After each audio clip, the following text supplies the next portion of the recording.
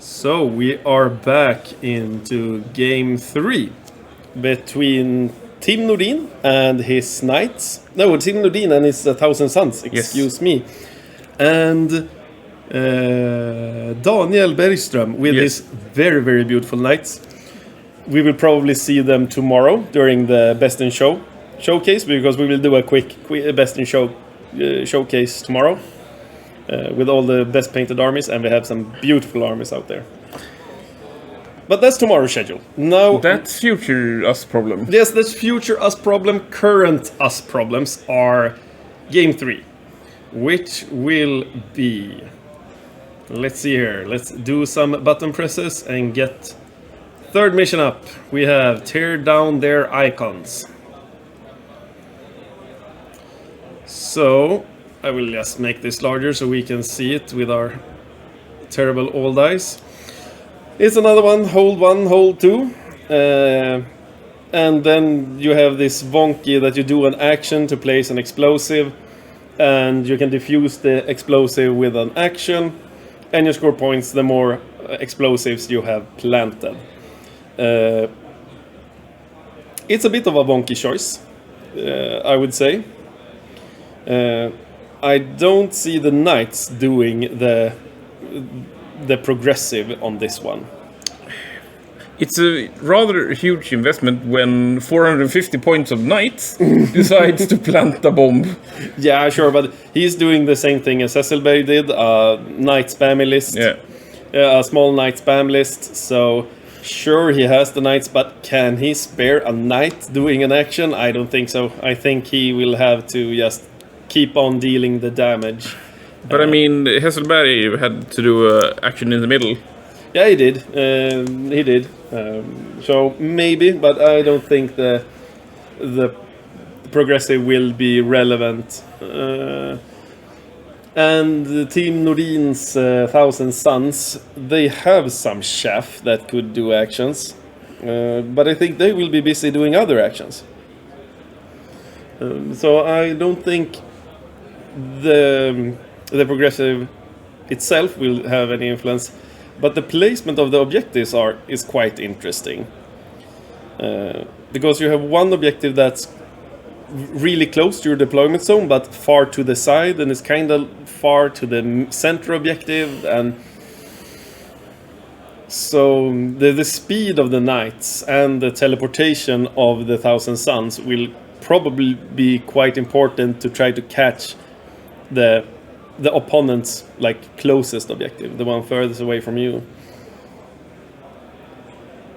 Yeah. It's gonna be a movement fest. And if one of the players misplaces, the other player can punish him pretty harshly, because Thousand Sons can teleport, and then it turns rather ugly. Yes, you can guess a detailed list. Oh yeah, right. If you pay for the Best Coast Pairing app, then you can get close detail of the list. But we can go through them in broad strokes. So we can start. We have here in front of us the knight list. It's a free blade lance. Yes, that's an army of renown. So he has some Hellbrinds with martial tradition Hunter of Beasts and Questor Imperialis with the Bastard Helm apparently. Then he has some Iron Stubbers, 3 of them, so it's a pack of 3. So he's just made them cheap, no melta guns, just the heavy stubbers. And then we go on to a Warglaive unit, that's the combat ones, with the melta guns. Yes, so it's double melta on those guys. 3 of them. Yes, and here's a second unit with Warglaives, with the same here, melta guns all around. So a lot of melta. And then he has a small unit with 2 Warglaives. Also melta. Also melta. Indeed. And then a knight errant to round it all off. so we can bond stuff and get 4+ invo and minus damage and yeah, probably the way you should play it. It's I think every single Knight player is playing it that way. So yeah. We can go over to Tim Nordins Thousand Suns. It's something we have seen before on our streams, like every single time. I think Tim Nordin is up on the top tables, fighting it out with his Thousand Suns. And I don't think we will see anything new here. Yeah, Cult of the Duplicity. Ahriman, Exalted Sork, Infernal Master. Yeah, nothing special there. How many Rubric Marine squads? Is it 3 or is it even more? it's 9-man units. 1 9-man unit, 1 5, 2 5s, and then a unit of 10 cultists. Nothing special on them. Then we have the meat of the list with the Scarab Occult Terminators. I think he's maxed them out. Yes, it seems to be 2 10-man units of Terminators with Soul Reaper cannons. No missile launchers that I can see. So just 1 unit with 2 units with 2 Soul Reaper cannons. No missiles. A few Chaos Spawns. What is it? It's 2 10 in total. Oh, it is 11. 2 units of 5 Chaos Spawns and 1 unit with 1 Chaos Spawn. And that's... Can they take actions? I don't think Chaos Spawns can take actions. They couldn't, at least. Yeah, I'm gonna have a look, see. We could just ask him. Could. It would probably be the quickest way to do it. Can Chaos Spawns get actions?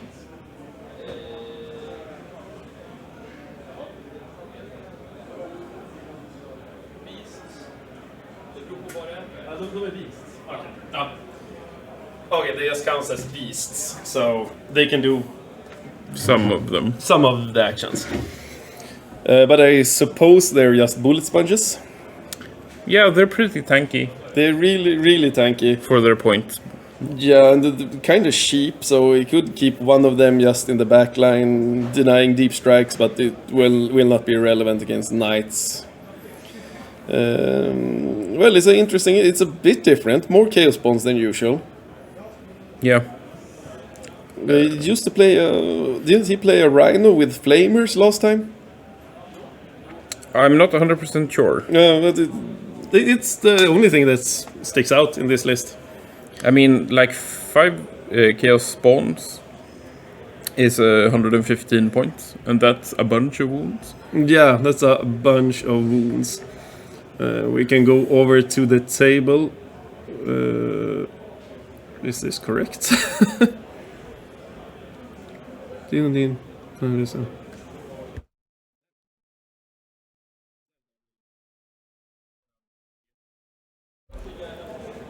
So, we will go to the table and see what happens.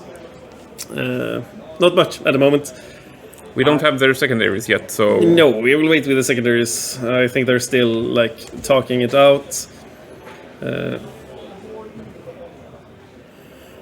So, chat, we want some interaction now. Who do you think will win? And don't forget to like and subscribe and so on. Yes. But yeah, it would be quite interesting to see what you guys think and just not us. Because we have been wrong before. We're mostly more wrong than right. Yeah, but... yeah. Yes, yes. Yes, yes. There you were correct, my good sir. We're not prognosticars. What the heck is a prognosticar? Like a person that sees into the future. Oh, okay, like a clairvoyant. Yeah. Okay. They're still discussing rules over there, so I don't think they picked their secondaries yet. So we will just have to play the waiting game. I mean, Thousand Suns is, to my mind, a more tanky Eldar army, because they can shoot a lot and they have some of the mobility, not as much mobility when they have teleported their occult terminators, but when they're standing somewhere, it's a lot harder to shift them. It is, and on these tables you can teleport into ruins and stand on objectives at the same time, so you will get that 1-up save. Yep. And sure, the Melta still hurt, but you can get quite a good invulnerable save with Thousand Suns. You have many wounds. Sure, they will one-shot most of them, but I'm quite sure he has the healing spell of one of his characters. He has a ton of mortal wounds that will just ruin any knight's day. He has much more close combat capabilities than Eldar armies, or most of my armies. He will wound the small knights on a 3+. He will... he has +1 to wound stratagem, so he will most likely wound them on 3+. Very high AP on his bolters, so and a high volume, so he will force a lot of invul saves. Yep. And he can just end up anywhere. He can teleport back into the back line. He can... Yeah, I think Daniel will have a hard time killing Tim. I think the match will be pretty swingy. Yeah. Like 4+ invul saves? That's a 50-50 shot. Yeah, and most of the things Tim will fight will probably be bonded, so it's -1 damage. So all the swords from the Terminators will only do 1 wound each time they wound. So it will probably be swingy. It will be interesting, and both of them have played very well this tournament. They are placed, what was it, 3rd and 4th? Yep. So yeah, interesting.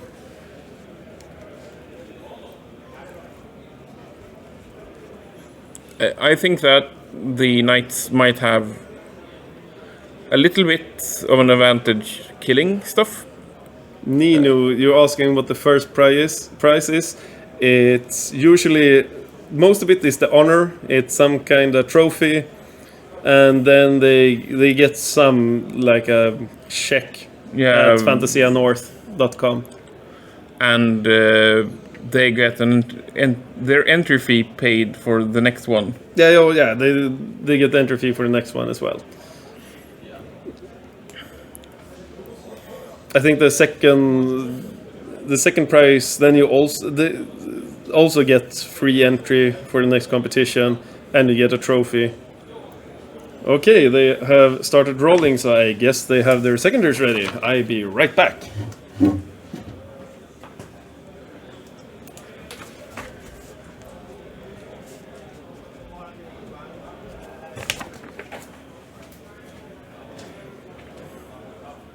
So are any one of you hobbying on anything while you're watching? Have your Saturday been nice?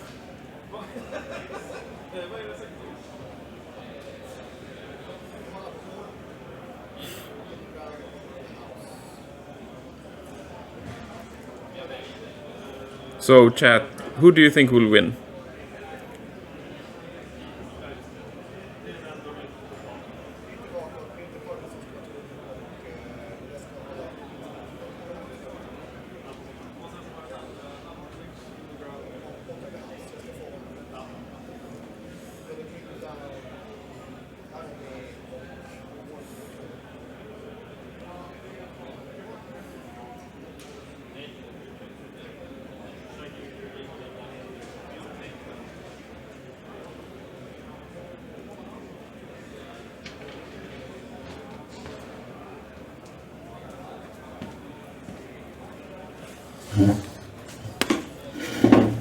Yes, we have a few secondaries for you guys.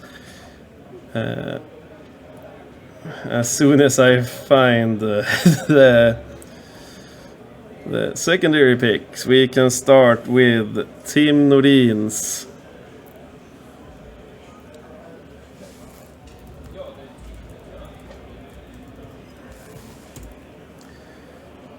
Bring it down. Retrieve Nephilim data and mutate.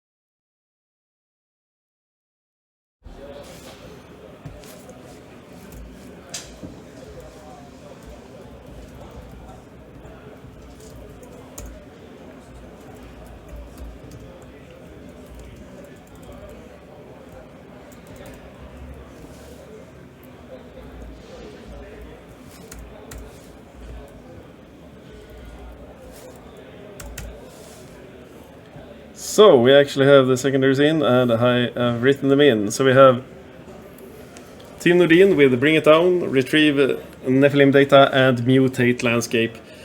Pretty no-brainer choices. Yeah, it seems pretty killy, and from the Knights side.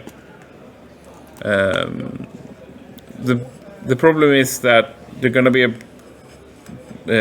some ebb and flow in the game, because Team Nordin wants to mutate the landscape, and that means you have to stand more in the open.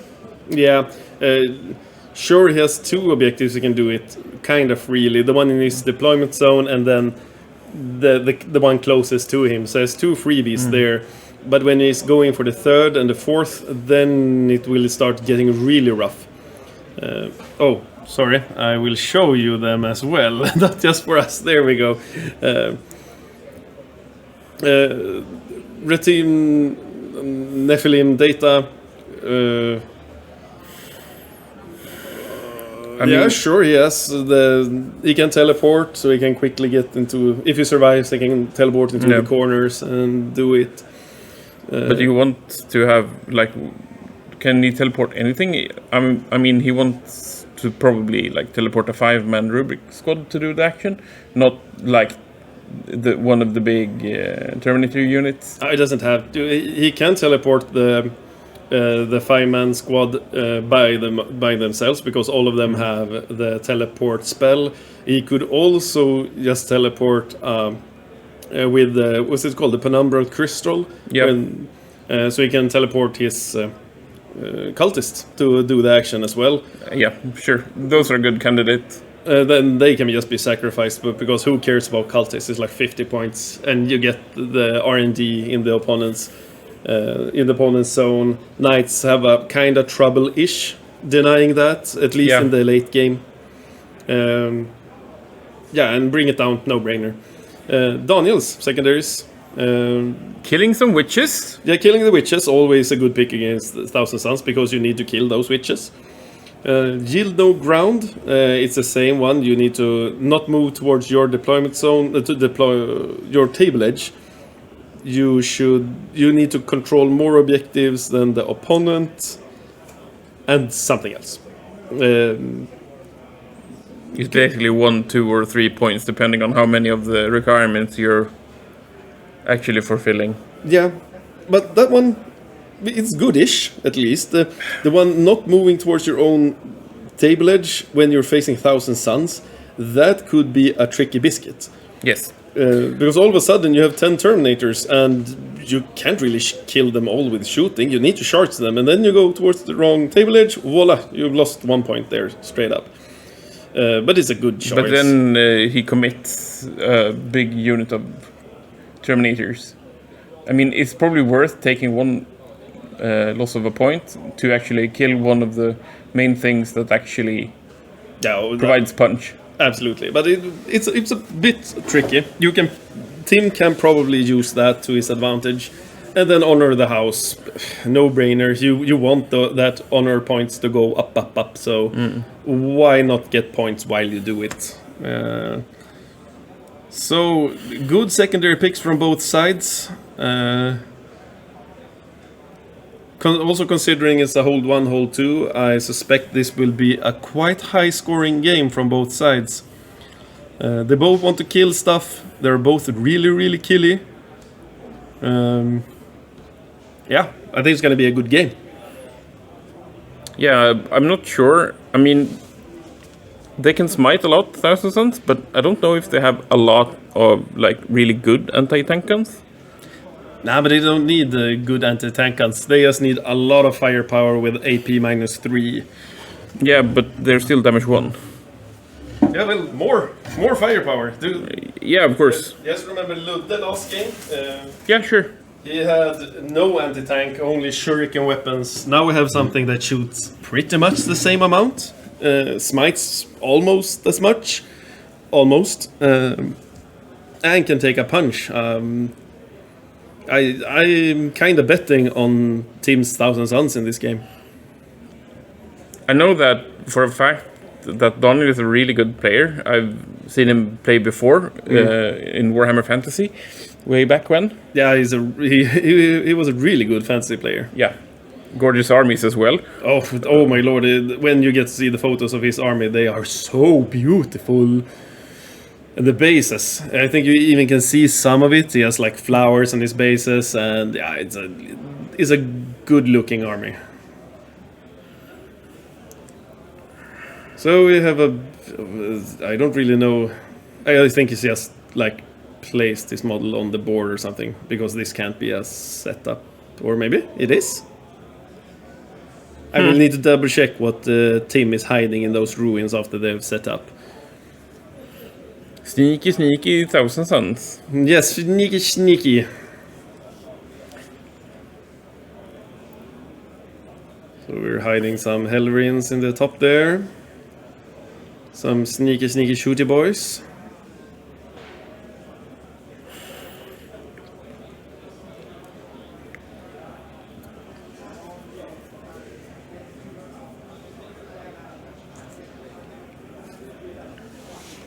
Oh, my coffee has gone cold. Whoa. Ice coffee. No, just bad coffee.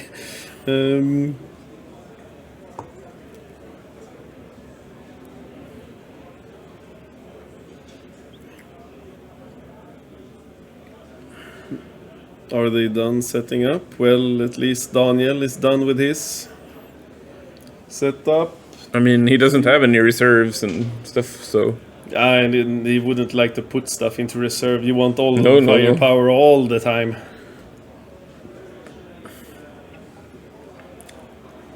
But Tim still has he still has things to put on the table.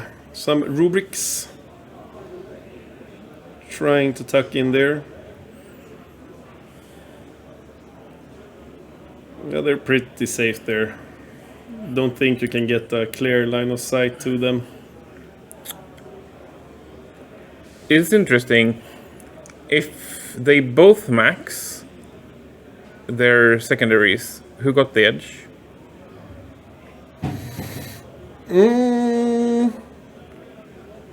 Yeah, that's every like is at most 15, so that's 45.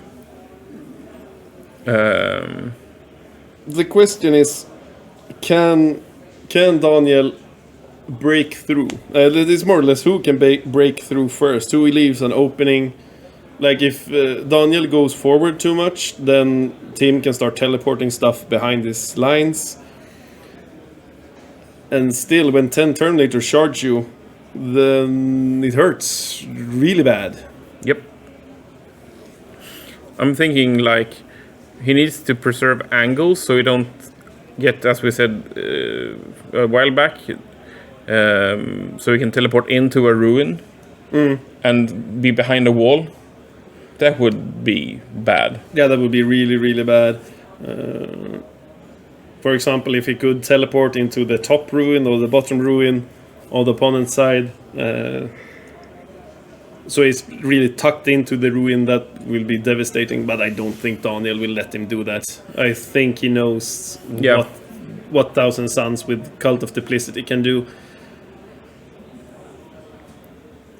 And that's either way, he's gonna find out. Yeah, either way he's gonna find out what they can do. Because you always need to be careful when you face Cult of Duplicity.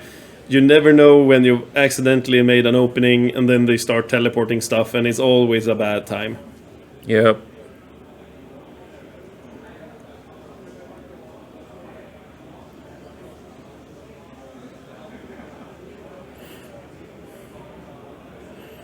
Are there more units to be placed, Tim? I don't know. Tim has still the dices for his deployment zone, so I guess there is more.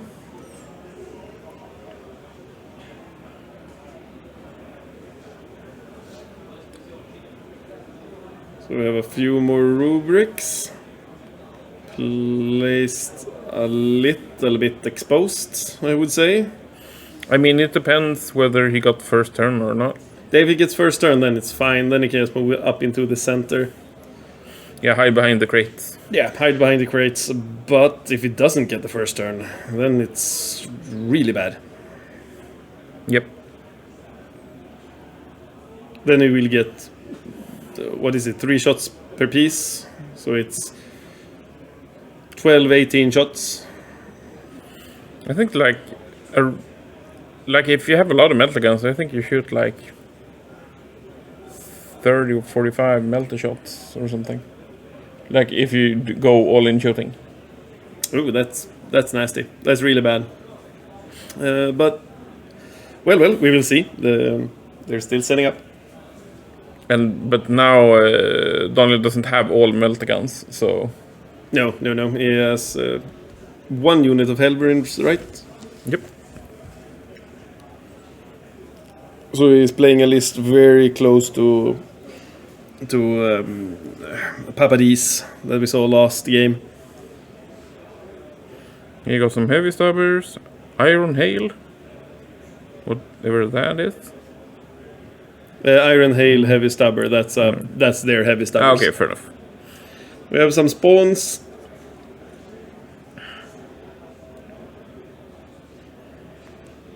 One of the big units of spawns.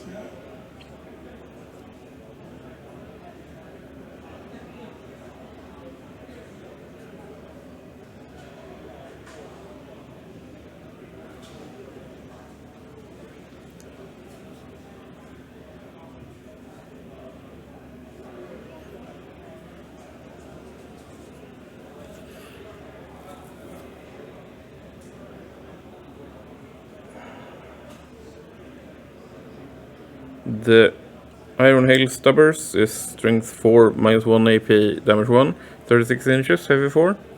Yeah. And the melter gun is assault 1. Yeah. So, yeah, more than it's like a bunch of melter shots. Yeah. Not that many. The problem with the melter gun is it starts to get quite expensive after a while when you start buying like 3 of them in every unit. And the Iron Hail Heavy Stubbers do feel the role because so many shots. They need something to clear hordes. Yeah, the problem is usually killing the screen, so that kind of messes up the screen. Yes. There we go. The first turn has started. We have so Tim Nordins Thousand Sons gets the first turn. Let's bring it on.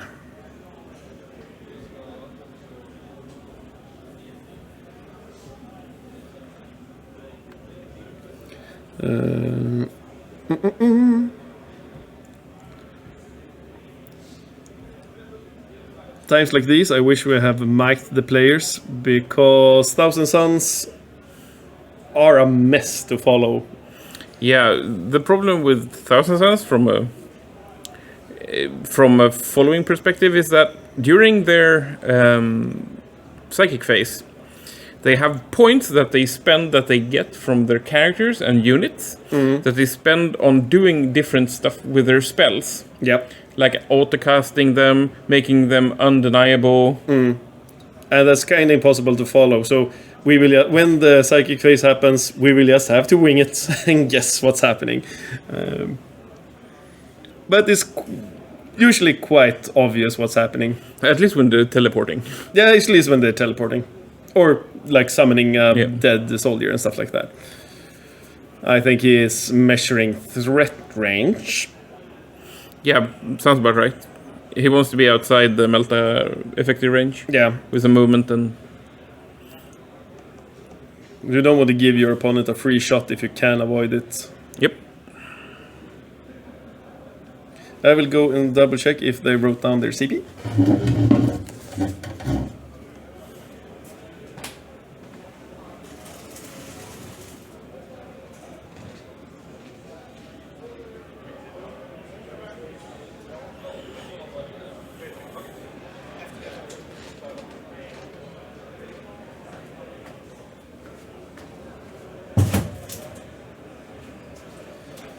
So going into first round, after they both gotten their first CP, they both have 3 command points. Oh, so they have quite a lot. Yeah, they have actually something to spend. Not that last game where Ludde and Hesselberg just had 0 most of the game. Yeah, they were burning them like they were going out of fashion. It was just... It's... But I mean, it really ups the output. Go Daniel Bunkern represent. Yeah. What kind of bunker? It's the team. Daniel plays for Team Bunker. Okay, fair enough. Yeah.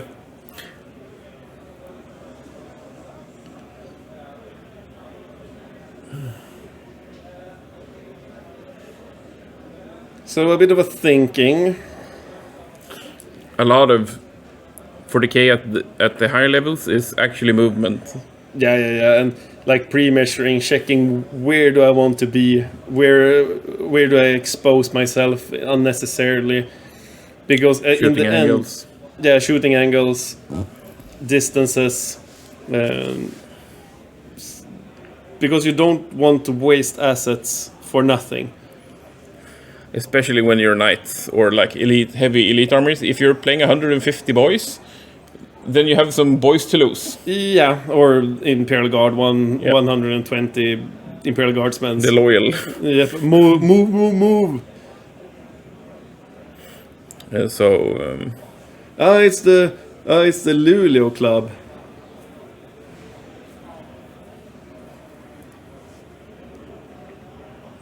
Cool.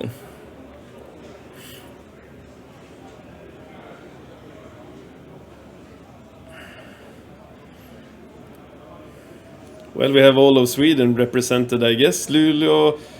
We have someone from Gothenburg, I think. I think so. I mean, I didn't see Max or any one of the regulars. No, not like Rickard Nilsson, the Captain Omnissiah. And... Yeah, they're out doing other stuff like getting married and having... Oh my lord, you can't just get married. So I think... yeah, he's using the redeploy strat before the game begins. I was like teleporting the chaos bombs in the movement phase. What is happening? Yeah, but that makes sense. But it's really good for team getting first turn. Now we can move in behind the marriage always end in bloodshed. Okay, I don't wanna know. That's one way of looking at it, I guess. That's some rough divorces, man. Yeah. Okay, so he's moving up the Terminators to go aggressive. I think the Chaos Spawns and the Marines are gonna try to hide behind the containers. That's gonna be a bit hard, though. Yeah, he will expose something. But then again, like, what's the Chaos Spawns gonna do on the top north? He has the Hellmarines on top north, so I don't expect him to push that so hard. But he could have gotten some movement for free. You can't really see it. I will remove the top banner so you can see how it looks.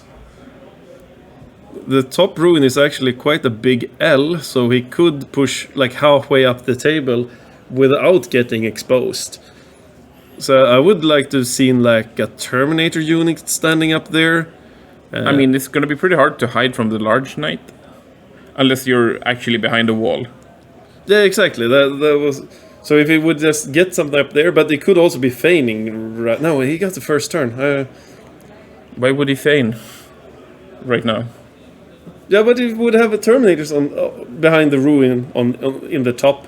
Then he could advance into the middle. He would like deny the big knight from moving up center, because then he would get charged. And sure, it has the 4+ invul even in close combat, but it's a lot of attacks, and he does not have -1 damage. So he will probably go down after a bolter salvo and a little bit of punchy punch.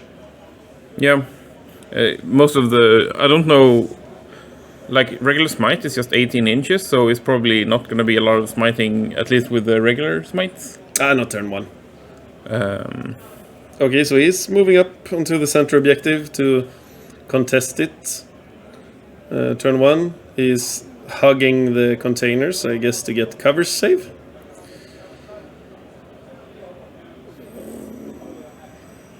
Interesting.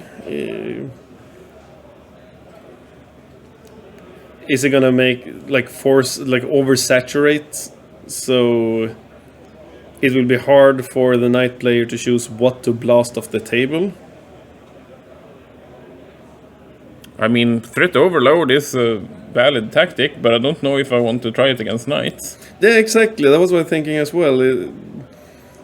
Is he overexposing himself turn 1 by offering him 10 rubrics on a plate? He can probably buff them quite a bit. But yeah, I don't know.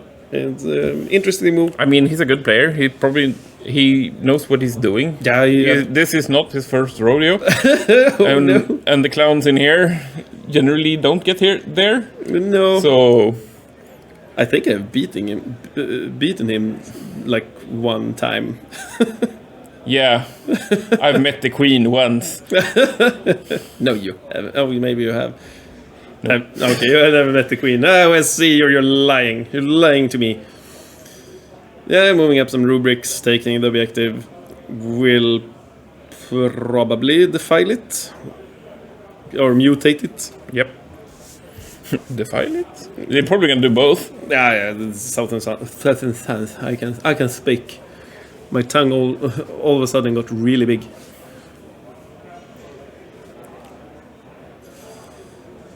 So a little bit of moving scooching. It would be interesting if he could teleport a Terminator unit onto the bottom right-hand side objective, charge in and kill some Hellborns. That would be quite funny.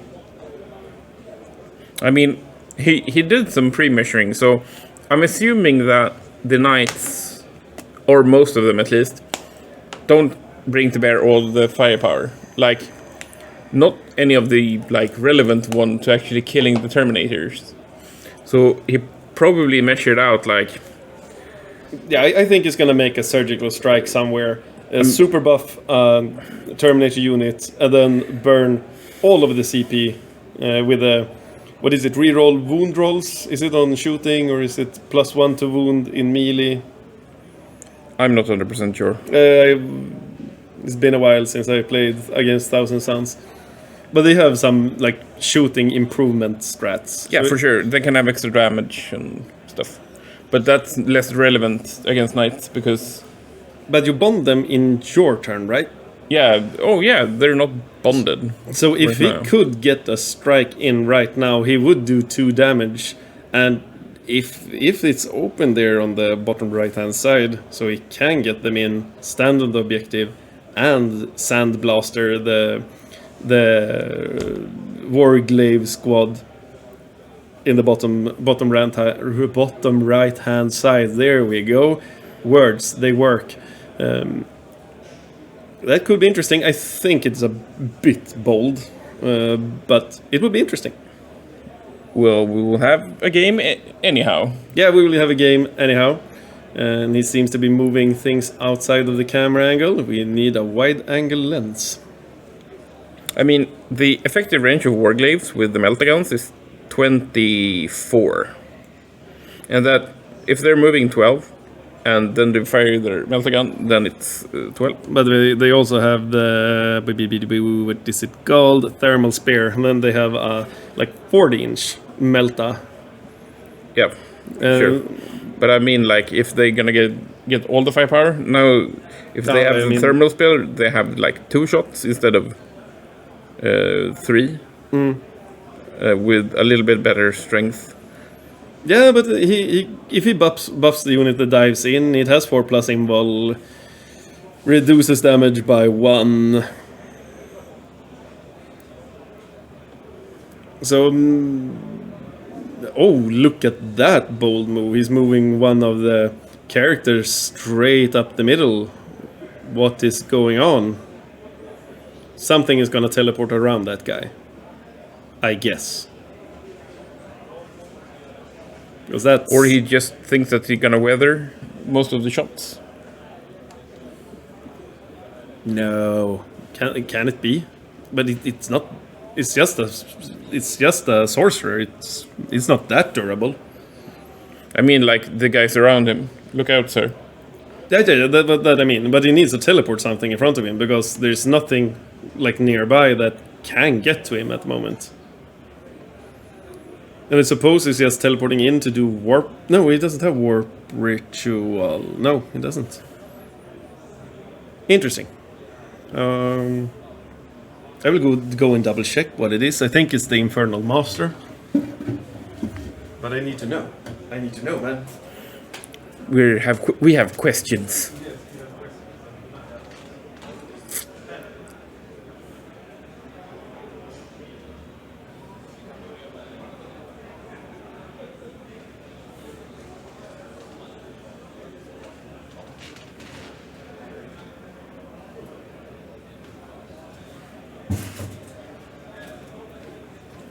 So, what did you find out? It was some sort of conversion, so I guess it's the Infernal Master, because... was it Ahriman on disc or just Ahriman on foot? Because it can be Ahriman, because he started this psychic phase, and he started targeting down the big knight.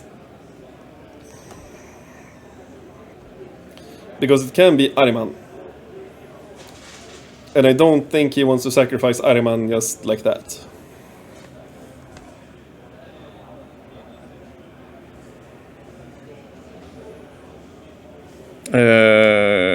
Disc of Sench. So he got a disc. Okay, so then it must be the...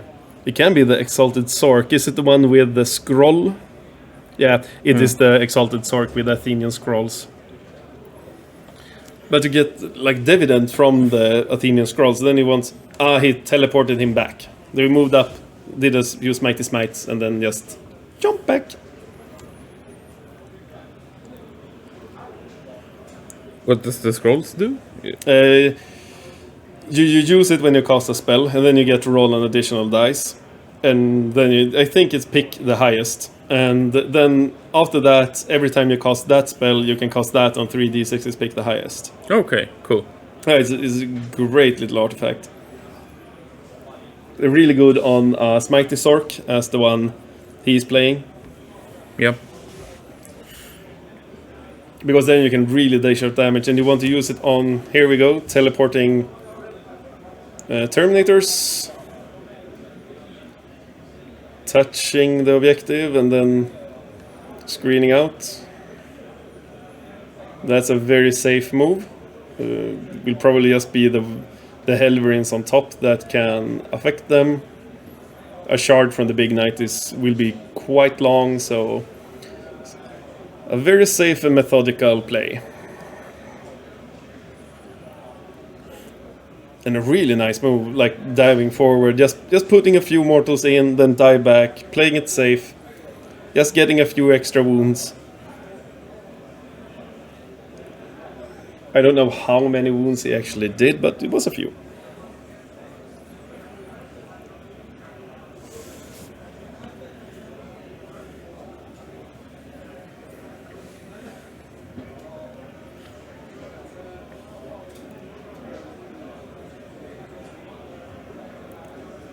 He's scooching as much as possible, just to make it as hard as possible for things to spot them. I still think stuff will shoot him from the south and from the north.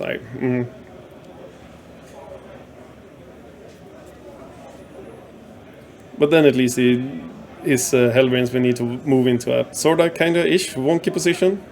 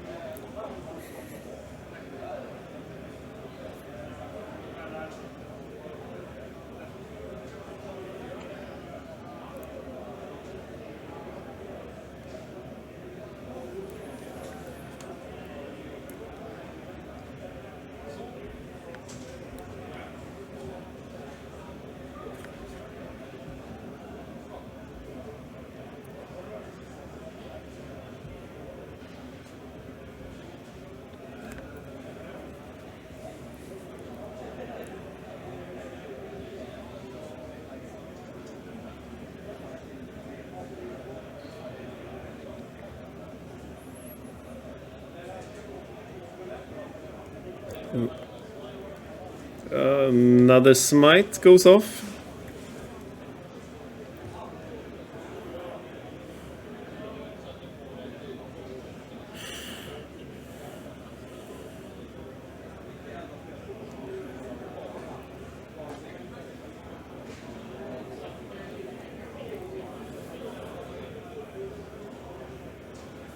Some spells, we don't know which. Now he's using some sorcery points to do something. I think that was a command. No, it must be Sork points. Because he should still be on 3 command points.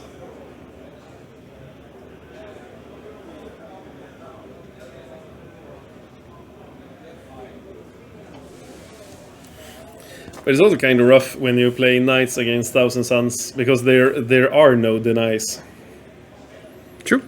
So all of the smites will go straight into your face. I mean... Did he use the move against strat? Well, not the strat, the spell. They can move again when he's... Warp time? He's moving his Terminators when he has smitten. So I guess he used warp time to move them back a little bit. Odd choice. Or I don't quite see the relevance. Maybe he wanted to cut some angles for the knight to actually see them. Yeah, it must be. But that's really strange. He took his time placing them when he teleported them, so I thought he already cut the angles. But I mean... I don't know. Yeah, it's he it's wants an to enigma. fire stuff. He wants to shoot stuff, so... Yeah. But I think he wants to kill the thing he shoots at. Most probably. And it's kind of clever what he's doing. It's like, you need to move up if you want to shoot me. And which one do you want to shoot? Like the Helverians on top, they can shoot one of the Terminator squads, the one in the center. The bottom ones cannot. They need to shoot at the bottom squad. The big knight can't really shoot the Terminators in the center. They can only shoot the ones at the bottom. So it kind of becomes strange decisions all of a sudden. Yeah. And you always want to give your opponent, like, many bad choices. And you sort of kind of want to kill both the Terminators and the Rubric Marines, because both of them are standing on the center objective. And as we said earlier, the progressive in this game is quite useless for both of them. So it's more a matter about, like, actually getting that primary. It's easier for Tim, I think, but... At least early game. It all depends on how much Daniel is going to lose to his smites. Yeah. If he can somehow deny the smites, or just make sure that it bounces off things that he's not that he don't really care about, well, then it's okay, I guess.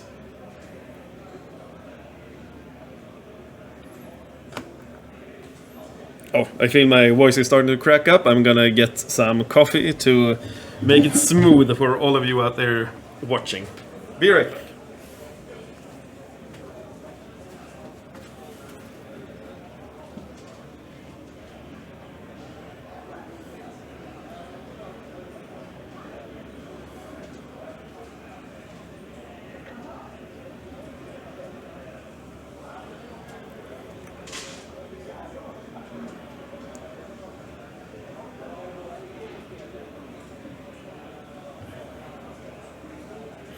So, Tim can, in his shooting phase, get an extra shot on his guns. He can...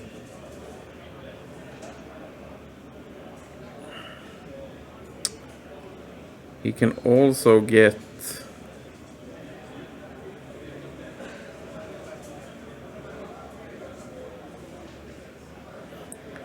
I think they have a +1 to wound, which is huge against the knights, since he's probably wounding them on 5s, if he's not.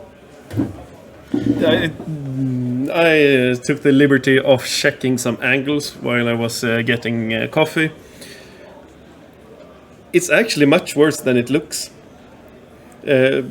Because it's almost, you can't go around on the bottom ruin, you can't go on the left side and see anything. You need to go up into the center. And like everything needs to pour through the center if they want to do any damage next turn. And that makes things really wonky. Sure, you might run around the bottom ruin on the downward side, so to speak, the southern side. But then it will only be the meltaguns, like 6 meltaguns into the top terminators. So I think he's done a good job making sure that he will have to split fire. Yeah, because the worst thing that could happen is that he loses units in its entirety. So like losing one of the called Terminator units would be a hard blow. Yeah, as we said, losing assets. And if you're only shooting at them with like 6 meltaguns, you maybe kill 2 of them, if you're sorta kinda lucky-ish.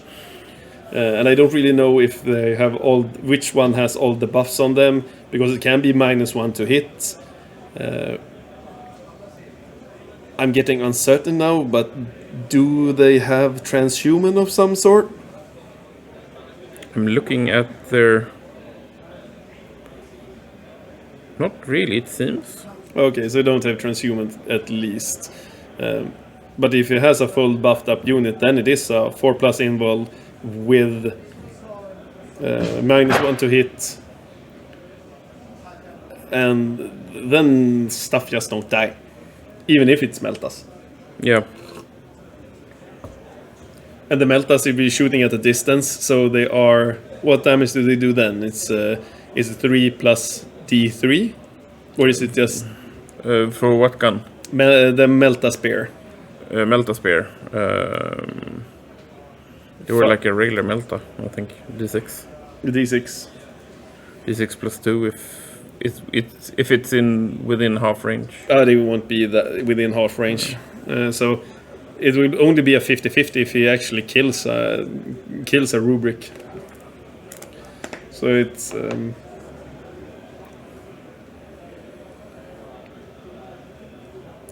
So we have some shooting going on.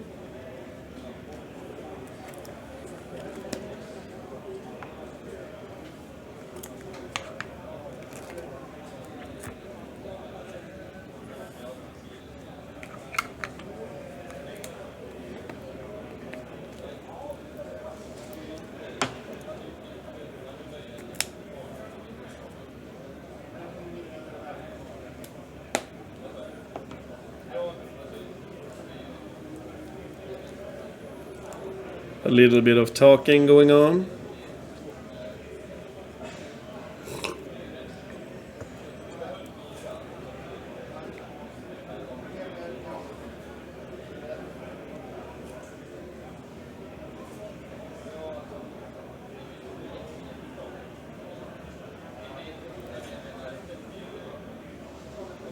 I wonder what they're talking about.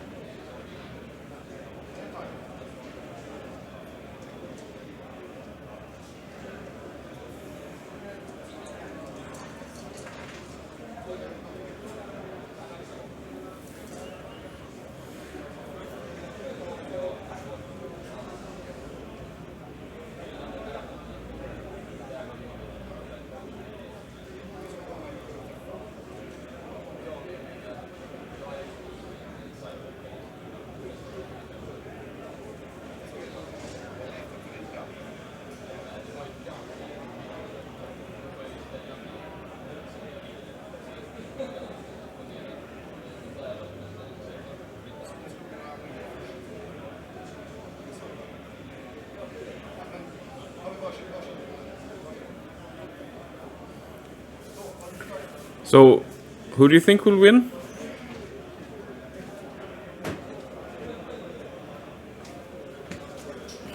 It was a little bit of a discussion about re-rolling and stuff like that. Nothing special.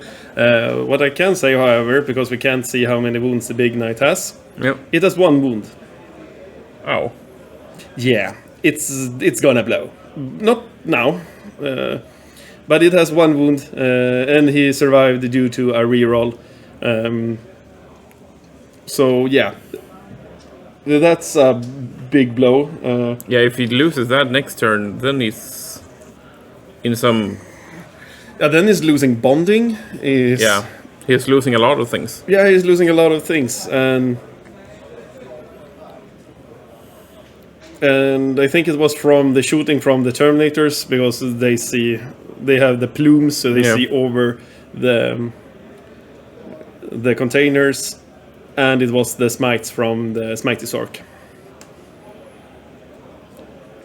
That's rough. That's so rough. Now he needs to spend command points on keeping him on top bracket, and he can't really protect him. The only way to protect him is like move him in between the ruin, behind the ruin, and then maybe it is safe. But has he spent any CP? I mean, I think that if you're done 23 wounds to the big guy, you need to have spent someone in the shooting phase to like get extra to wound and extra shots and stuff. He probably has, but I will take the CPs sure. at the end of the turn, yes. Because I told them to write it down at the end of the turn, and I don't want to disturb them. Fair enough. More than I'm already doing. And here we go. Okay, it was very much quicker than I thought.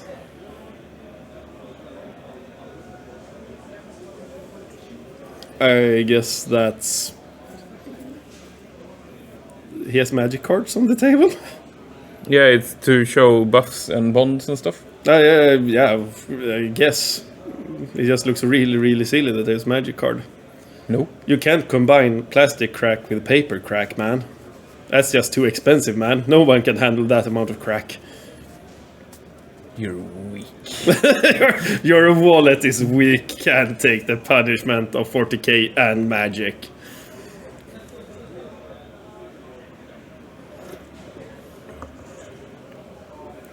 And he's moving up, so he will be focusing on killing the southernmost Terminator unit, I guess. He has 1 charge into the Terminators, and I think it would be a big mistake to charge it in. He's unlikely to kill all of them, unless he managed to shoot and kill a lot of them. So he's just like finishing off the unit with the charge. Yeah, but is it worth it? The crippler plastic glue is enough crack for me. Yeah, gluing like a land raider or a knight in a real enclosed room, that's gonna make you silly in the head. It's a technical term. Yes. I call it silly brain. In the medical field, we call it altered mental state. Exactly, altered or silly brain.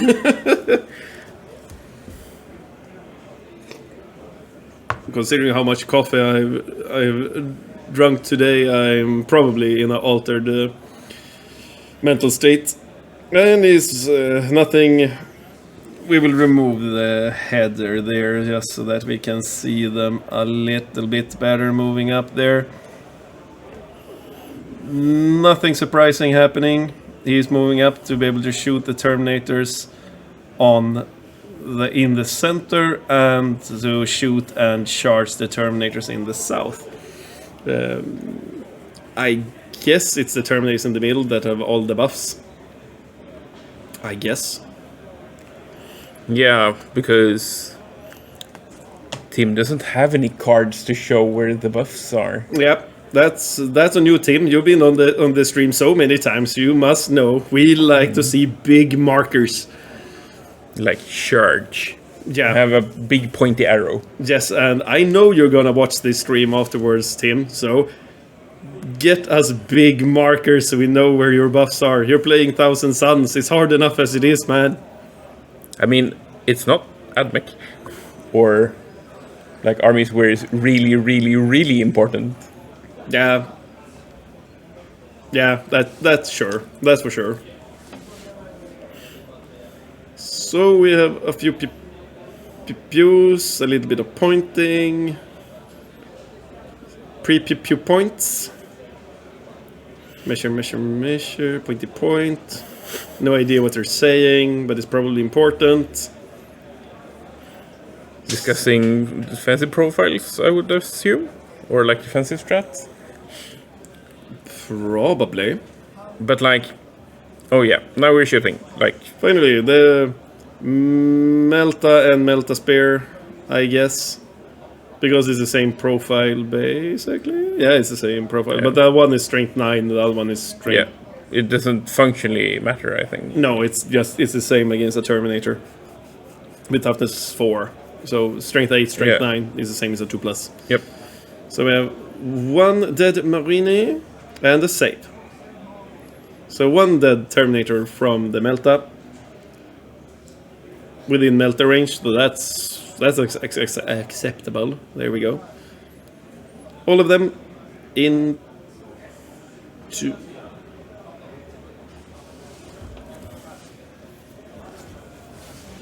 Can he see them? I couldn't. If the plumes shot at something that's in the middle, he could shoot back. No, he can't. Because he shot at the big knight. The big knight is always seen. The obscuring doesn't affect it. So... maybe I just looked... I didn't look close enough. Maybe? Apparently. Team doesn't seem to question it, so it must be correct.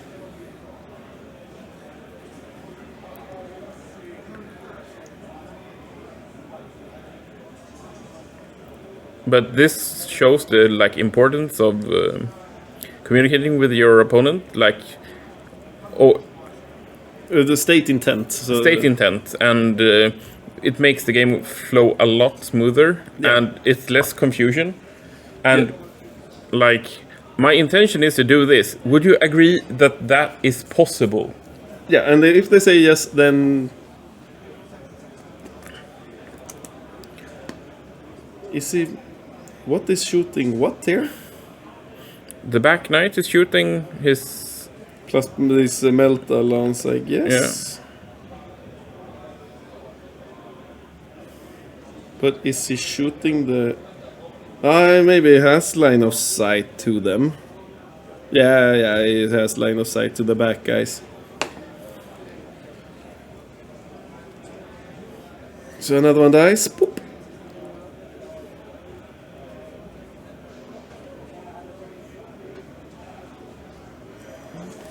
That's armor save for Tim. That's good for him. Would you, the Terminators and the Thousand Suns army have a stratagem that reduces damage by 1? Would you pop it? No, not worth it. It depends. I wouldn't pop it for the ones that's close. But if they're on a distance, then killing one normally is a 3+. Then it becomes a 4. A 4+ to kill them. 50-50. Yeah, it goes up to a 50-50.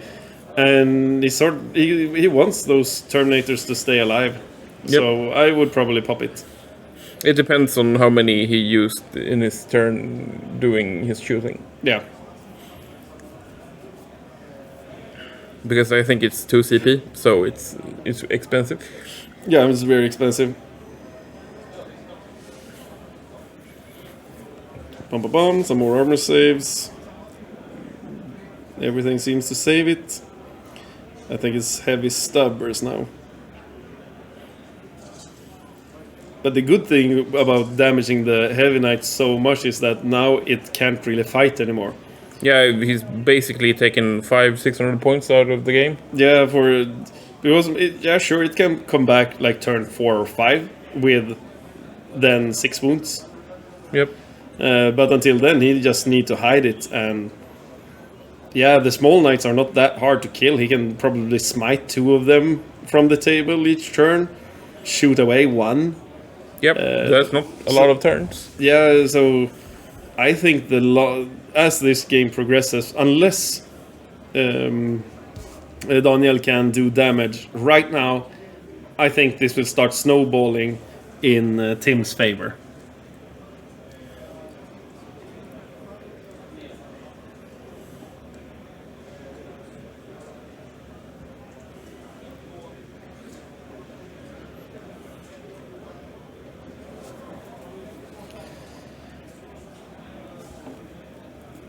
Still a lot of Daka.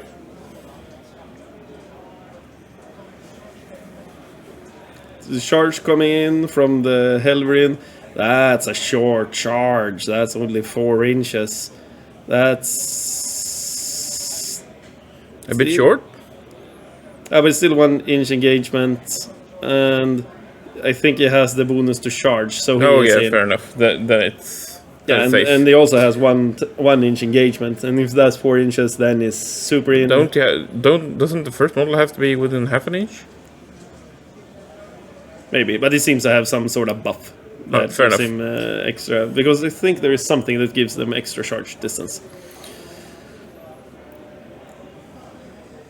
Especially because it was pointing to the card, going like, there is why I'm making this charge. But he got both of them in. That's good for him, I think. I mean, the thing with...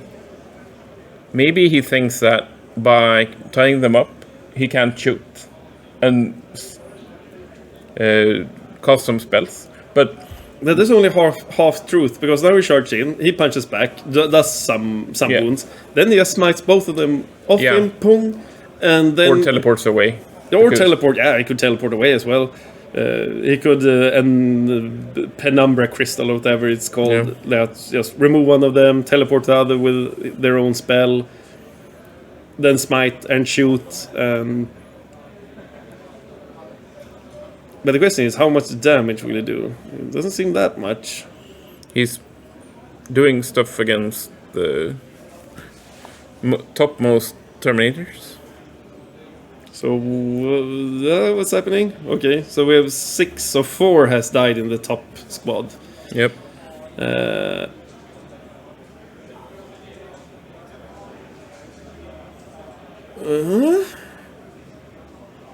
Is it dead? I think it's dead.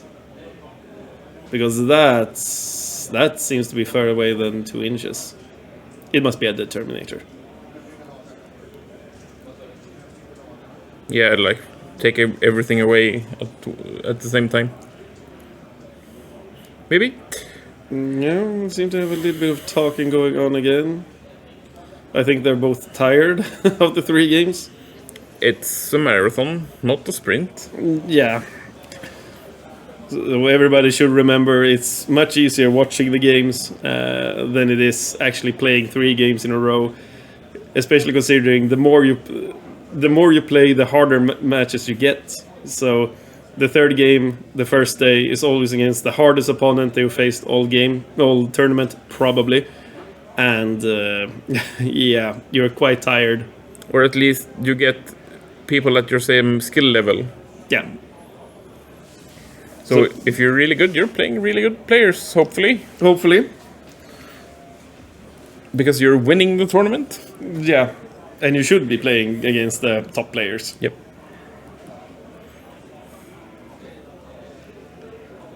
One armor save, I think, failed. Took 1 wound, I guess. Yeah, 1 wound, so 11 left.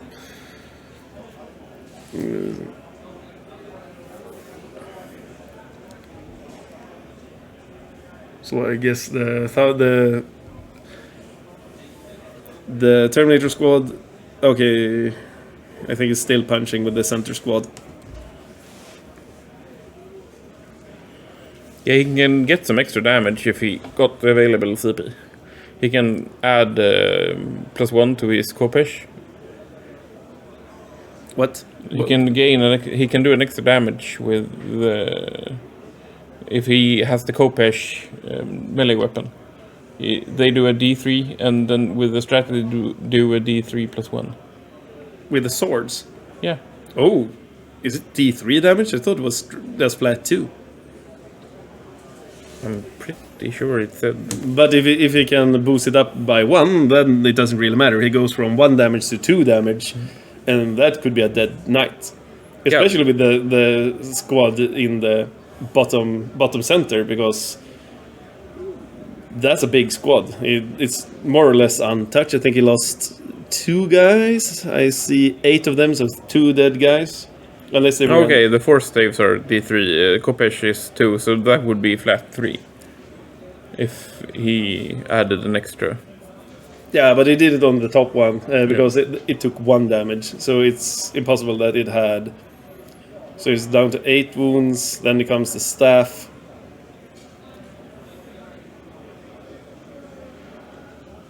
So down to 7 wounds. Okay, so he has a 11 and a 7 wound Helverin to kill. No, Warglaive to kill.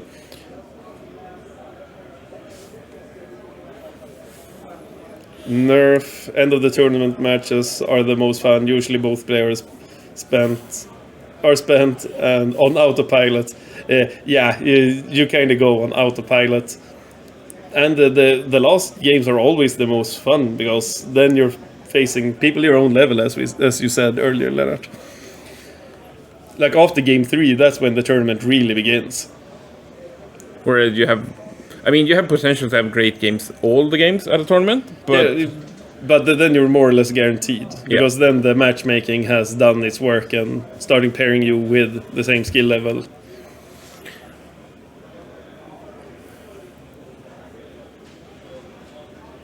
But yeah, I agree with you, Nerf. It's the last games are always the most fun and most interesting.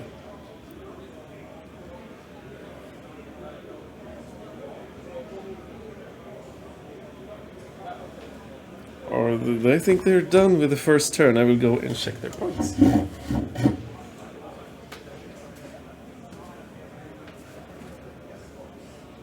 So what armies do you guys play when you play Warhammer 40k or otherwise?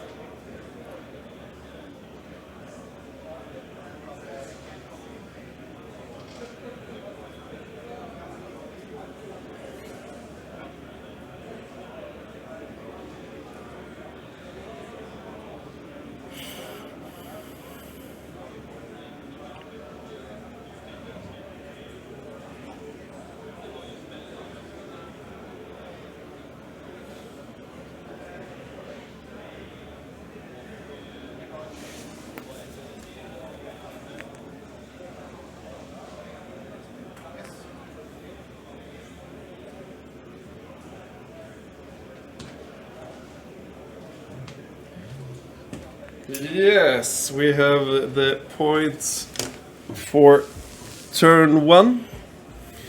Let's go here, and we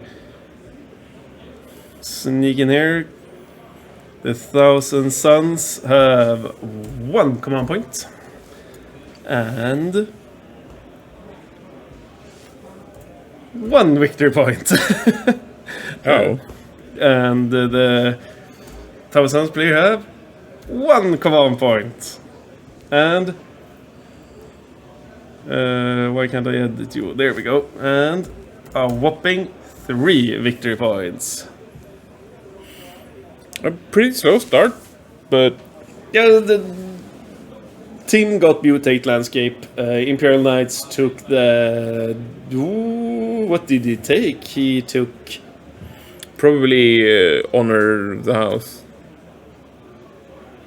Yeah, he got more of... but did he? He moved... The Big Knight must have moved closer to his table edge. No, he didn't. Maybe not. He was in the back rank, and he stepped a little bit upwards, like maybe north, he didn't and move closer. Anyway, very slow turn 1. But now they start scoring properly. Now we start scoring primary. So, and we have. And Tim starts. He controls more. But very interesting that that Daniel just gave up the bottom right-hand side objective. What did he expect? Because he only controls one. Maybe he figures that he can take the back knight ones and move them slightly southwest and see the inside of the building. And kill whatever stands there if it's something small.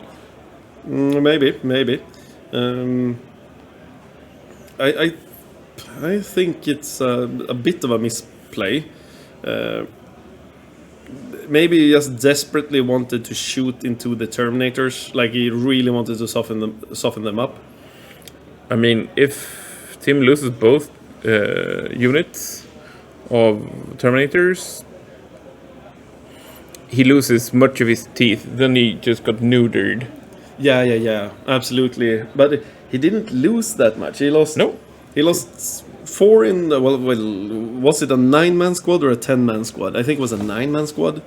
So he maybe lost like 3 in one of the units and 2 in the other, tops. And he can start regenerating them. Daniel have more or less told him, well, here we have 2 of my tens. And if we check, let's see, I must remove the banner again to see.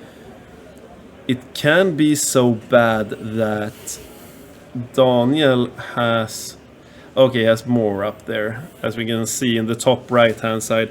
I thought maybe he's made a little bit of a gap so that he can still snipe the big guy.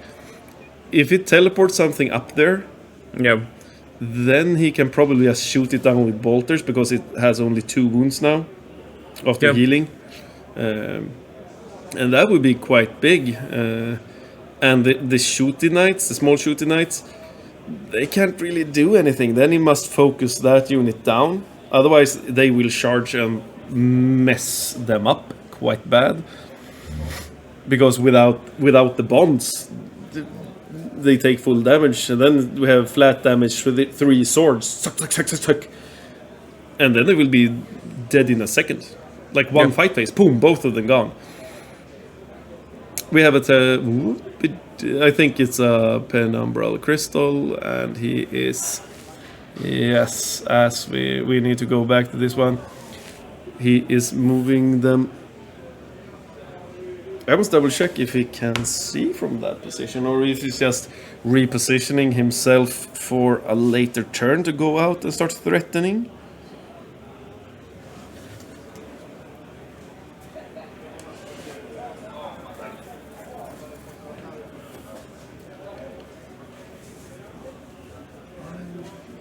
I'm not certain. I'm not sure if he's placing them in the ruins so they can see through the windows, or if he's placing them behind the ruins so they can see through the windows.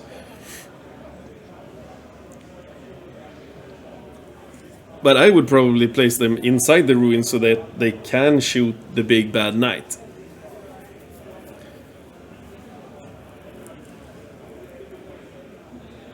Yeah. Probably. Maybe. I mean, it's not a bad plan. Just removing the bond, because the bond is giving... The bonds are giving Daniel so much, like, sustainability. Yep. It gets even worse if he loses that. Then the knights go down much faster. Yeah, it's like he loses half of his wounds, basically. Yep.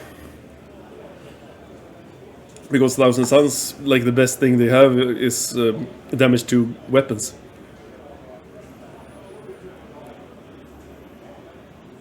So he's advancing up one squad of I think it's... I think it's cultists that's coming up there.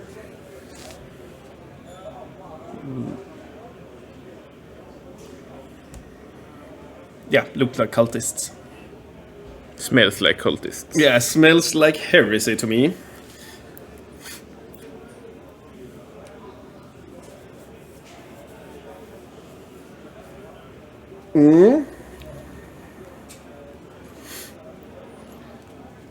It will also be interesting to see what happens with the center blob of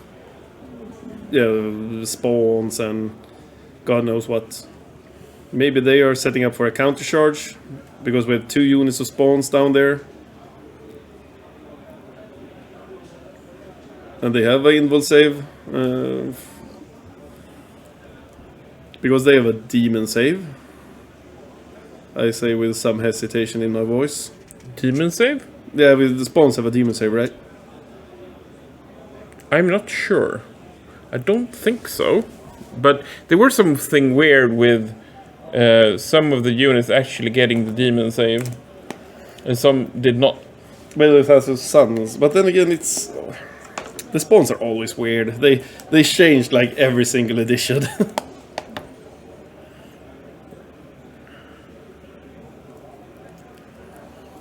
I think they should have a demon save after all. They're failed demon princes. Yeah.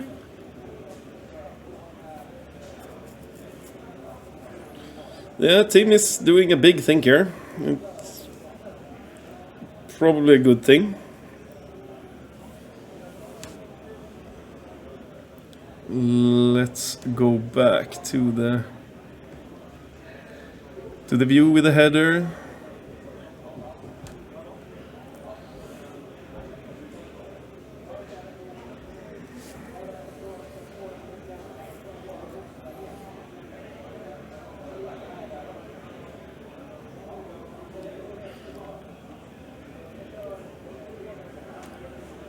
Yeah, I'm trying to like go inside Tim's brain at the moment and like what is he thinking right now? I guess he wants to smite away both of them. Shouldn't be that much of a problem. Like his Smitey Sork should be able to kill him. And if he doesn't die, then he still has the spawns. But it would be sad to sacrifice a spawn to kill one damaged Helverin. It's a warrior glaive. Oh, he's moving back from the center objective. Not wanting to expose himself.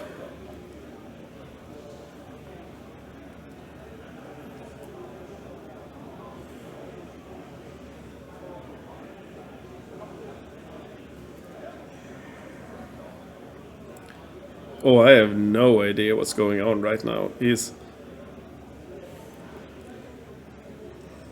is moving his Smitey Sork up north. Is it to smite away the Helverin up north and then push the advantage with the maybe double move the Terminators? Or teleport them onto the center objective?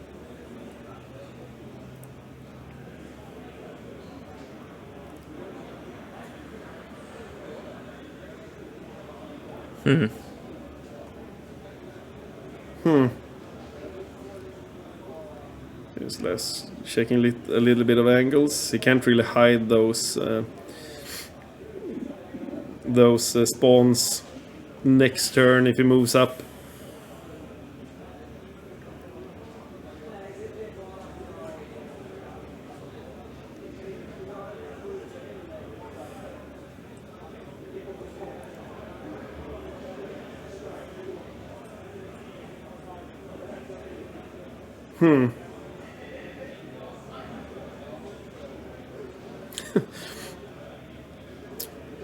I'm not sure what's going on.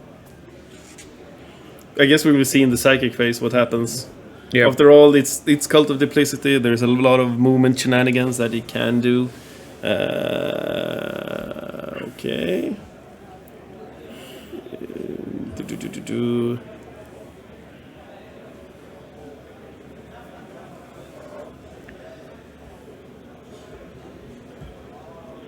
I think we'll just remove the header for the time being. It seems to be a lot of things happening both up north and down south. Yeah, exactly. He's checking if he can shoot the big bad guy. We really want to do that.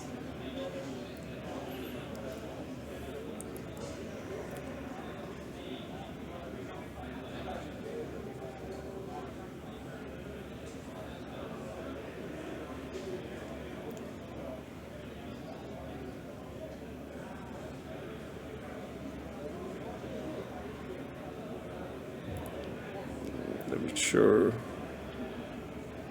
I think he's just trying to squeeze in as many Terminators as possible to be within line of sight of the big knighty dude.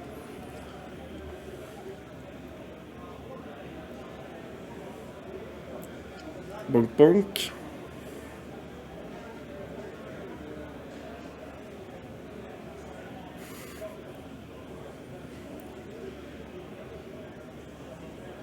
Okay. So he's just building a long line of Terminators. A conga line. Yeah, the bolter conga line.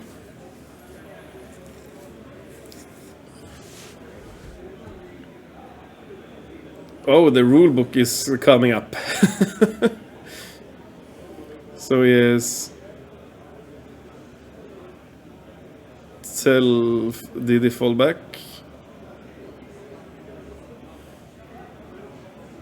I suppose he fell back. Now he's teleported away.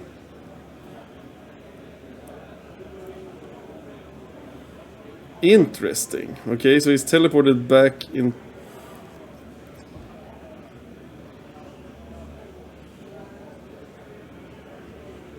But I mean, he's trying to mitigate damage and hoping that since he wounded the big knight so badly,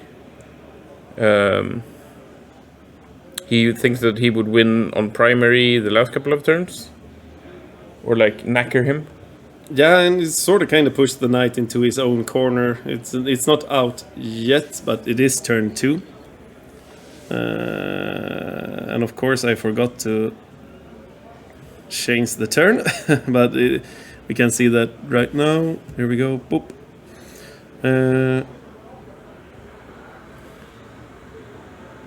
Yeah, an interesting play. A much more passive and defensive play than I thought he would do. But he's going to try to smite the knight to death. Which makes sense. I mean, it's one of the best ways to actually generate wounds, since you don't have to wound them, and they don't generally. I don't think knights have any real feel no pains. No, not really.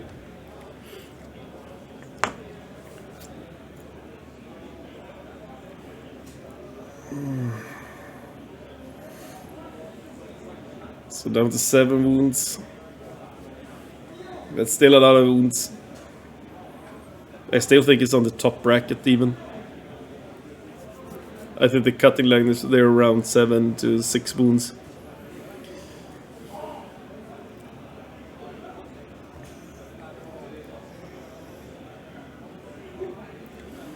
Down to an unknown number. Now I can see both of them.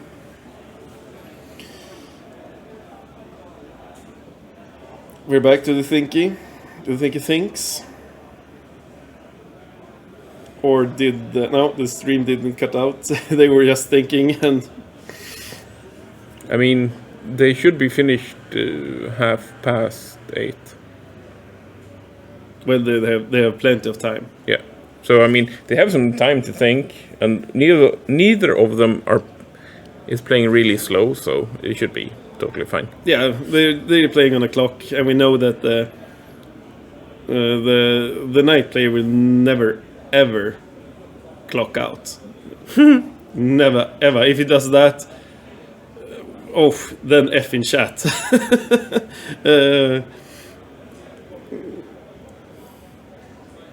And Tim is doing the right thing. He's using the first turns to really think through the plan, not making dumb mistakes.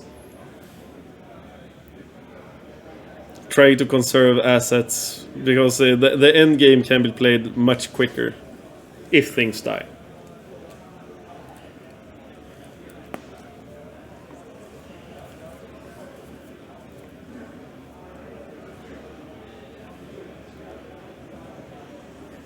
Not as fun to watch though. Now we really need that mind reading helmet I was talking about. As a mind to speech device. Are you really sure once again? Absolutely. What could ever go wrong?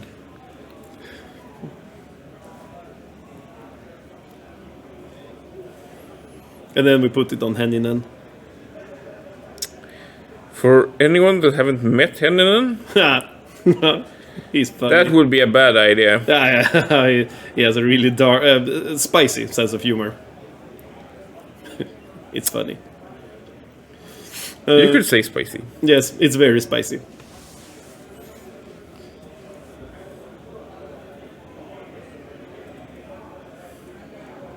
A lot of pointing, not much happening.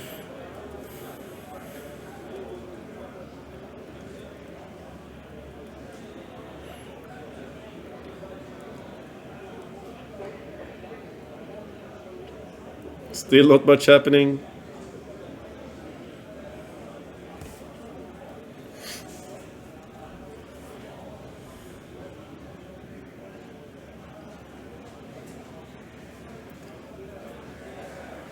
I can't really hear him rolling dice either. I'm not sure what is going on right Maybe now. they're having a rules discussion? No. Daniel is not talking. I think they're just, okay, something happened. But I don't see any damage or dice rolling. We have 5 dice? We have 5 dices. Excellent. 6, 7. 8, 9. 9 dices.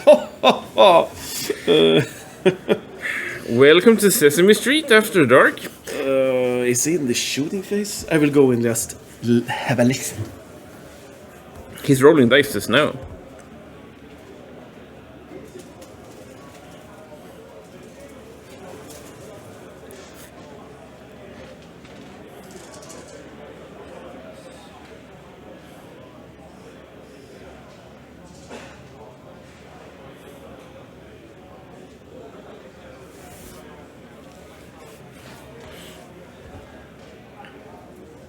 It seems that he's shooting the southmost knight? Yes, I went up to the table and took a look. The guys there are not having bolters, they are carrying around flamers. So he is warp flaming it. It has 1 wound remaining. Sounds about right. That is 1 wound too many. Are you sure? The thing is, if he charges it, then he exposes something. But then again, like the southernmost spawn unit, I don't see him hiding them from anything. Because if the Helverines move forward, I guess he sees them. Yeah. So maybe he's just gonna leave it on 1 wound, charge it with the spawns, kill it, and now focus his efforts on the topmost Helverine that move forward. Because right now he could be satisfied just doing another mutate landscape in the top left objective, and then just wait to see what is the next thing you want to throw forward and sacrifice to my units. I mean, the last quarter is gonna be the hardest one. Yeah, and he also wants to do the retrieve data. Yep. So, okay, there it goes. It's dead. But I would like to see him shoot down the big knight. If that happens, I would be much happier for Tim and his 1,000 Sons. As long as Daniel has that big knight, he will keep on bonding people and be a pain to remove.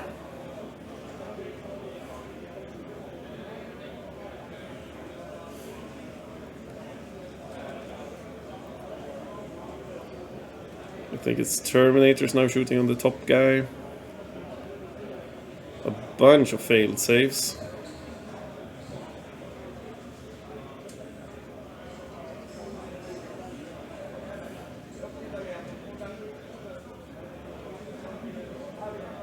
Number 1. That's probably not Spice.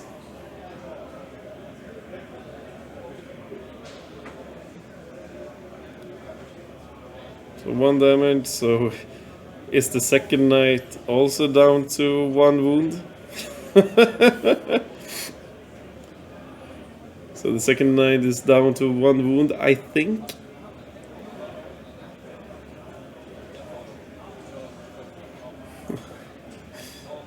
I must double check and see if there's another dice next to it, so it's 7 wounds, but I think that's 1 wound knight.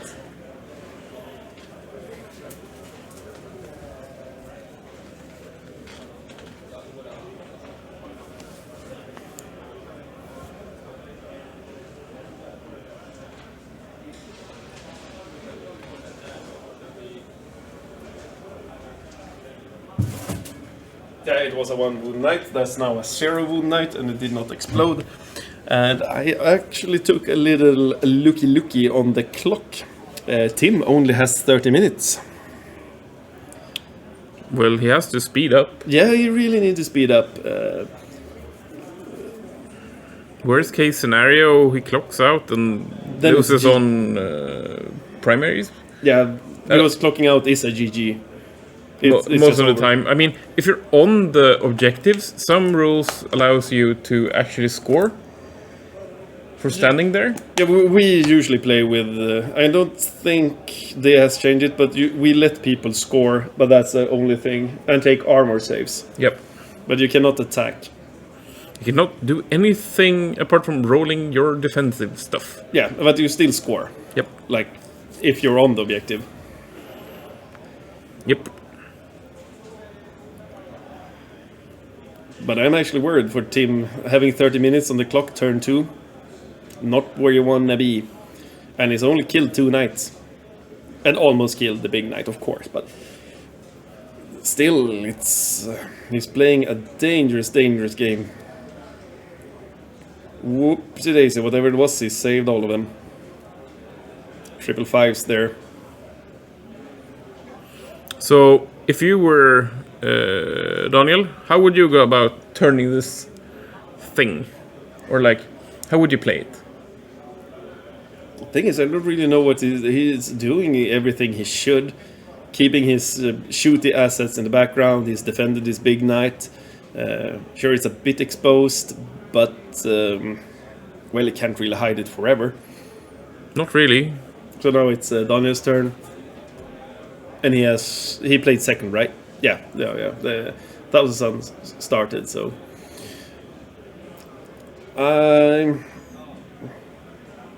The thing is, he hasn't really damaged Tim that much. He has killed a few Terminators, but no lethal damage. He can still teleport.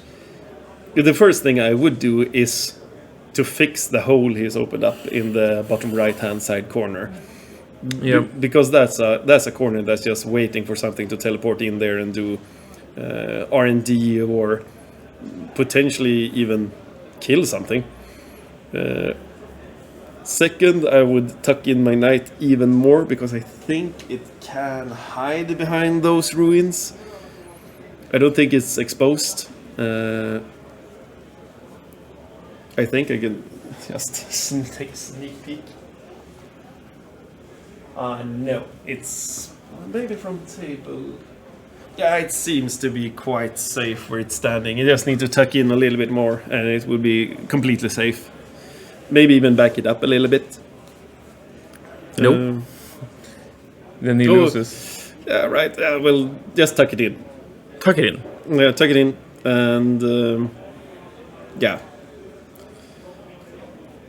I don't really know what it's gonna do. Like, team is not giving him anything, but they also need to score. Like, we're not playing a win-loss system. We're playing the 20-0 system, and then you need to get preferably 50 points more than your opponent. And then he can... 51.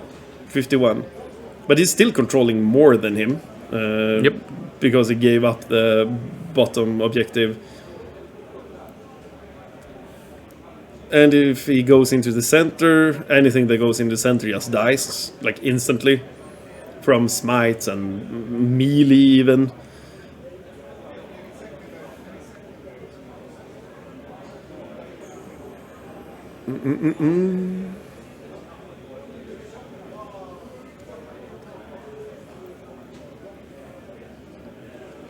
He's planning on running it in. That looks far. Does he know that he gets -2 when he moves his small knights over terrain? Maybe he has something that ignores it. I don't think so. I have no clue. Me neither. But it looks a bit far. But maybe. As we said, it's kind of hard to see distances from the stream cam.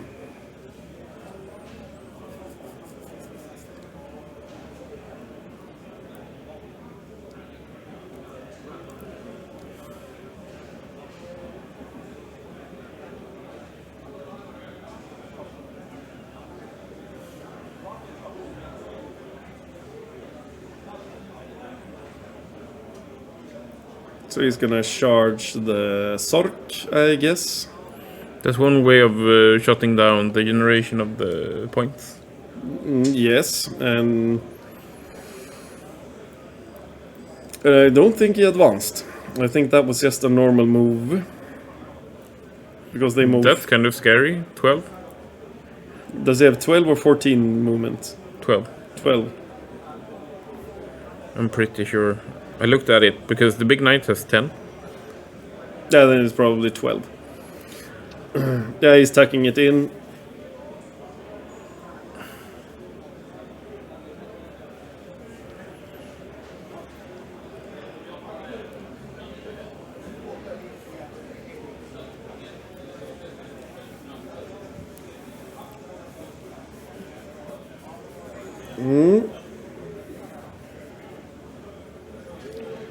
We're playing the tucking game.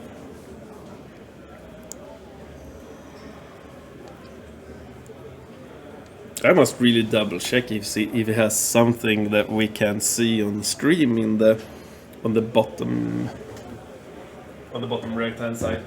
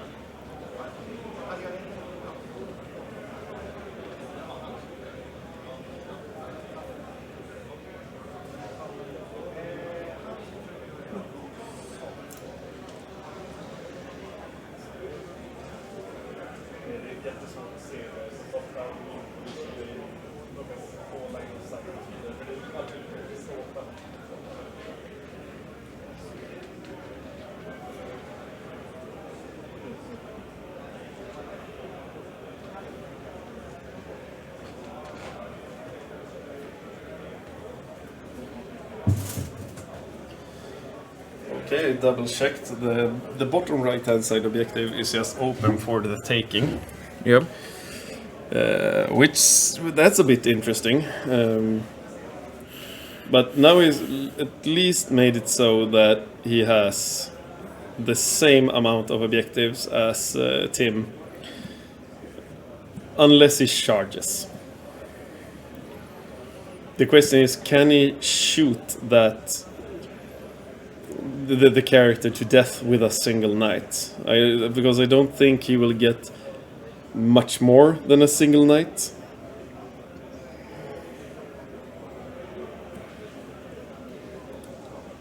Is the I think he's trying to close that. Yeah. But I'm not sure he's actually...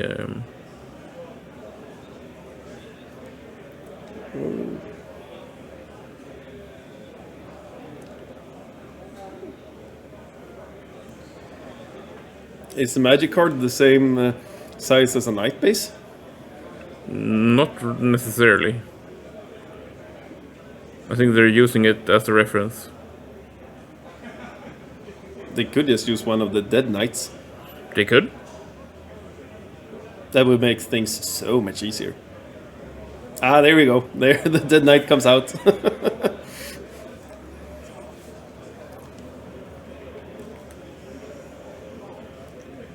Doing the laser show, doing disco. Pink Floyd. Exactly.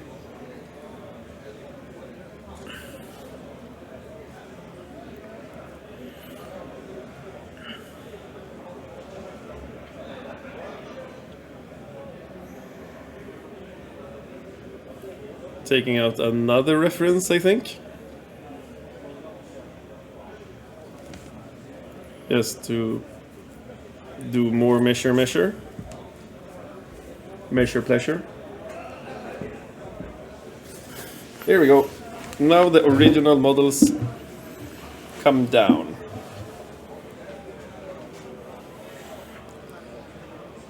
And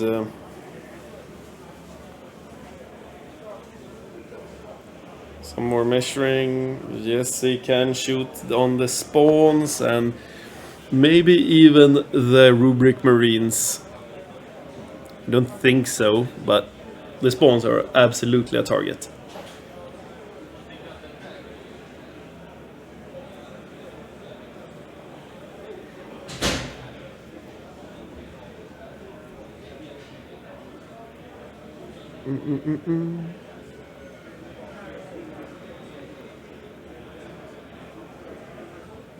But they shouldn't be able to shoot through that gap. One moment.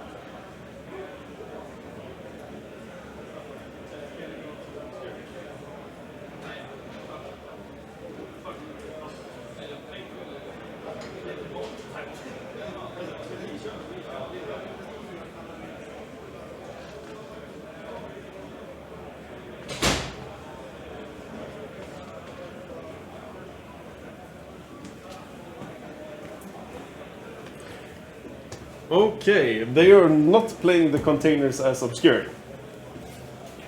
Okay. Yeah, That explains a lot. that explains some of it. So they're still getting -1 to hit, right? I sure hope so. Because they're supposed to be obscure. Oh, But as long as they're in agreement. Yeah, exactly. As long as they are in agreement, sure. And I had to double check, like, are you playing these as obscure? And they're like, no. And like, are they supposed to be? Like, yes. Can you see how open this table is if they're not obscuring? But they're in an agreement. That explains a lot of Tim's actions. Decisions were made. Decisions were made, and they all of a sudden make a lot more sense.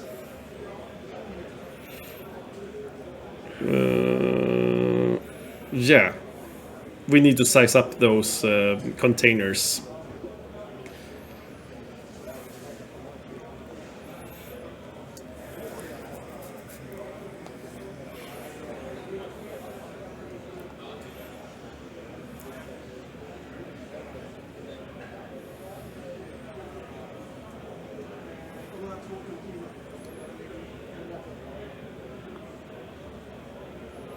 There's really not much to say at the moment. There's measuring, pointing, discussing threat ranges. Yeah. Yeah, they were discussing if they could if he could shoot through the ruin, but since the base is the thing that's blocking in the bottom center, there were no real line of sight.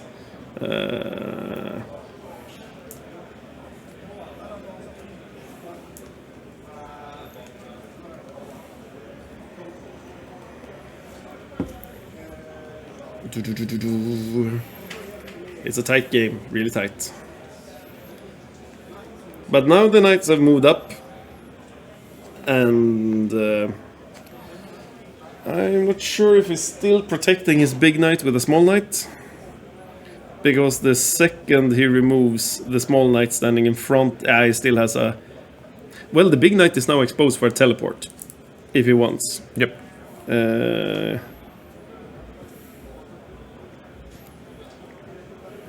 And he could actually teleport back there, shoot something else, charge the big knight, and kill it. Yep.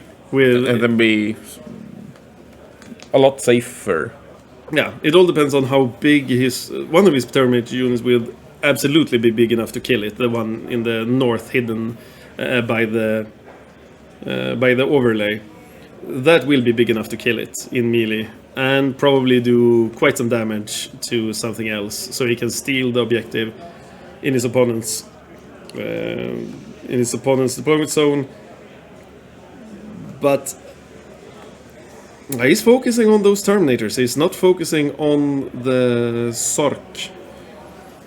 So he's just really counting on charging the Sorcerer and killing it, I guess.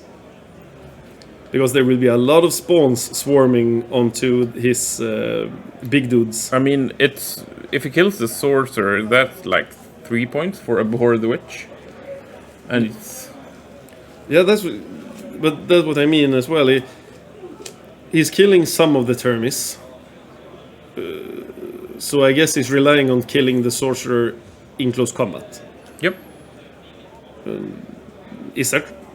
Yeah, it's feasible, of course. It's a big sword.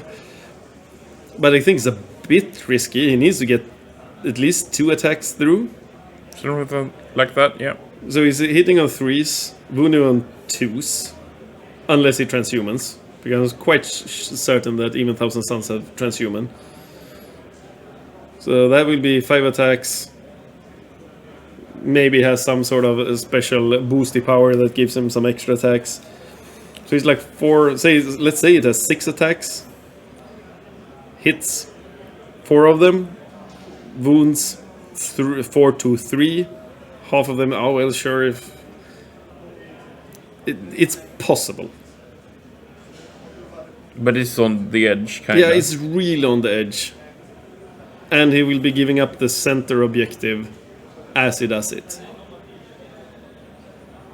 So it's...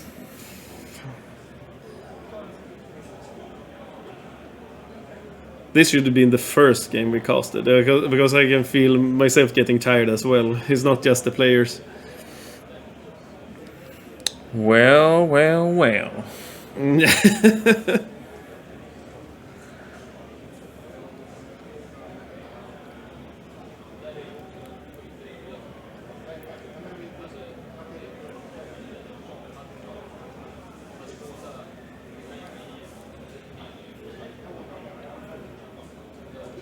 I mean, there's a lot of time usage, and they're still only in turn 2.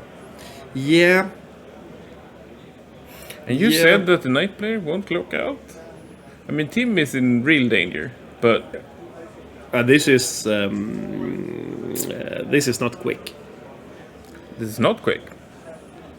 But considering moving Imperial Knights versus Thousand Suns, Knights moves in less phases or needs to do stuff.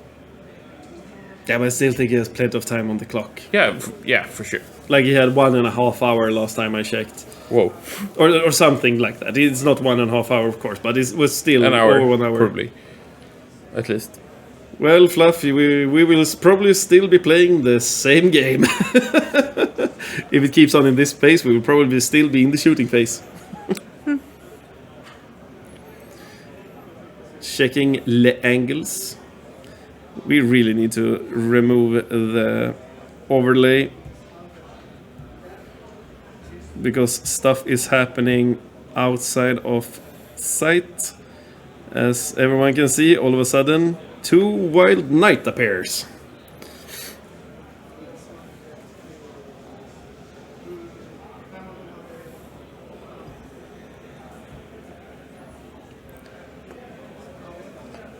Status update on what? This is still turn 2, so I will check with them after Daniel is done with the shooting. After the first round, we had 3 points to the Thousand Suns, 1 point to the Knights. The Thousand Suns controlled more objectives in their turn, so they will have the stronger primary play going into turn 2. No real damage has been done on either side, really. Team has lost just a few Terminators.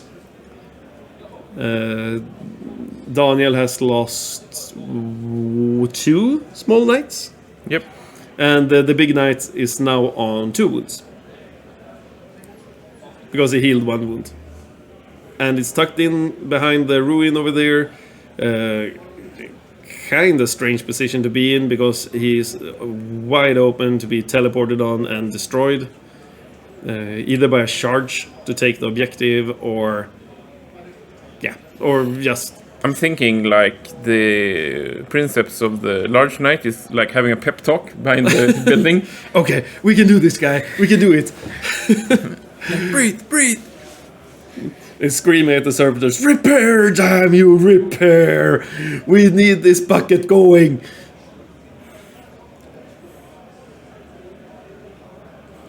Yeah, we're also looking forward to the big turn 3. We've been looking forward to it for quite some time, to be honest. But I think they're doing the right thing. Like, play the first turn slowly so you don't mess up. And expose too much. And now we got clarified that they don't play the central containers as obscuring. A lot of things make more sense to us.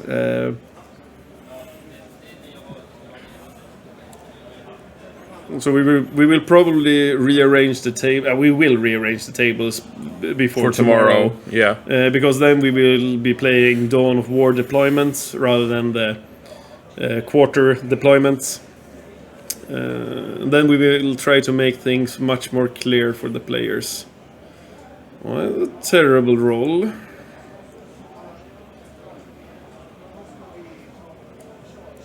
Time for the charging. Yes, he's going into the Sork. We have a long charge. Way more than he needed. Like, oh, that's... I mean... That can't be a half an inch. No, he needs to walk off the objective. I can't see it happening. But he could probably consolidate down. If he kills him, he can consolidate down onto the objective again. Yeah, because he's still moving towards the nearest enemy. And must end closer as well. And yep. we have one of the Rubric Marines that's hugging the blue container. I think he can end up closer than he's at yep. right now.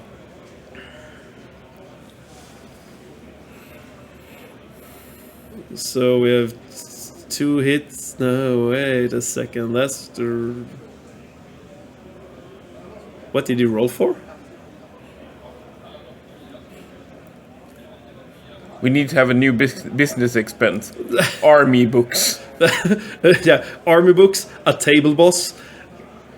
I would start with army books. No, I don't have time to read all the army books. A table boss. I'd rather take the army books. Yeah, well, you do. Some of us try to study for a living.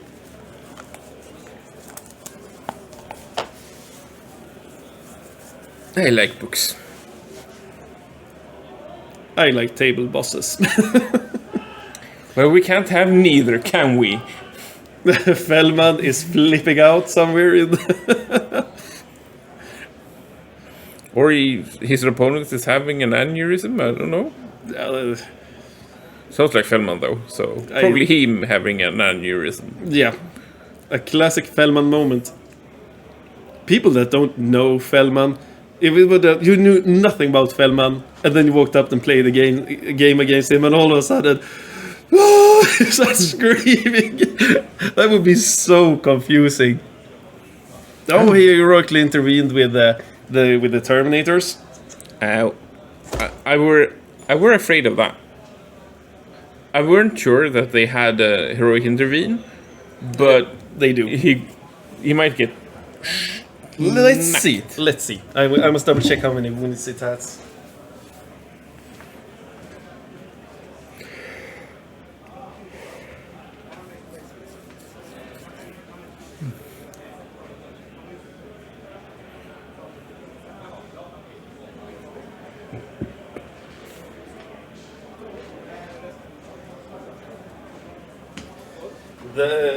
The tiny Nighty Whitey has 9 wounds. 9 wounds. Still doable. I think what Daniel is planning now, he wants to charge in, kill the. The problem is now he can't really consolidate away. Nope. Because he goes in, kill. Even if he kills the sorcerer, he's still so close to the Terminators that the only way he can consolidate is just into more Terminators. And we don't want to do that. Yeah, he still has 9 wounds. It's unlikely that it dies. I mean, now. How many command points did Tim have? Because he can whack that thing if he got enough command points. But I don't think he has any command points. I will see if I can see any indicators on how many command points he has.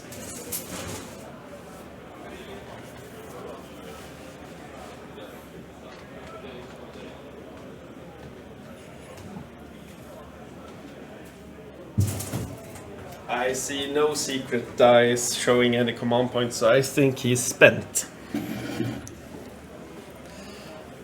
We're probably okay. He's okay.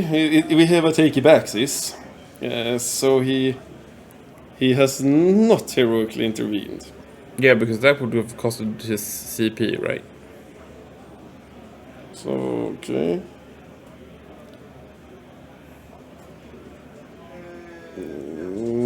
What are we doing now? Are we not charging the? Yeah, but now he's. But then he should be on the objective. Or does he have a longer? Yes. Yeah, that's really strange. He should push it a little bit closer because now it's further than 1 inch. He needs to start. But it doesn't really matter.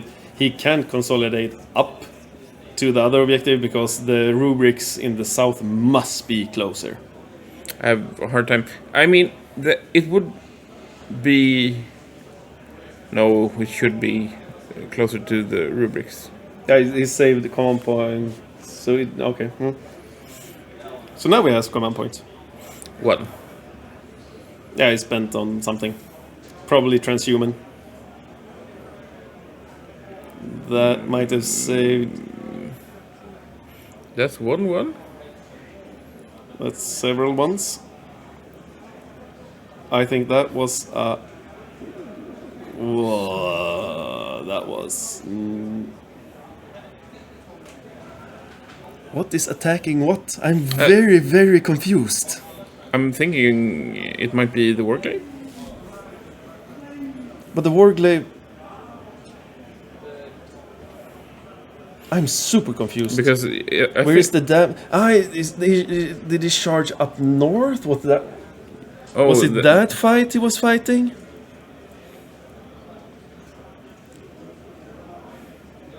We really need a table mic.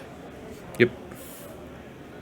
It must have been the Terminators up north he fought with. It must have been.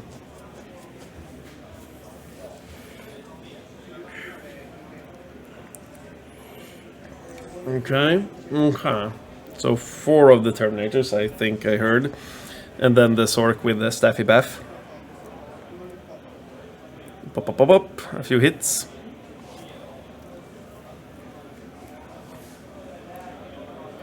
It's a bit too much talking between the dice rolls. It's really slowing down the game.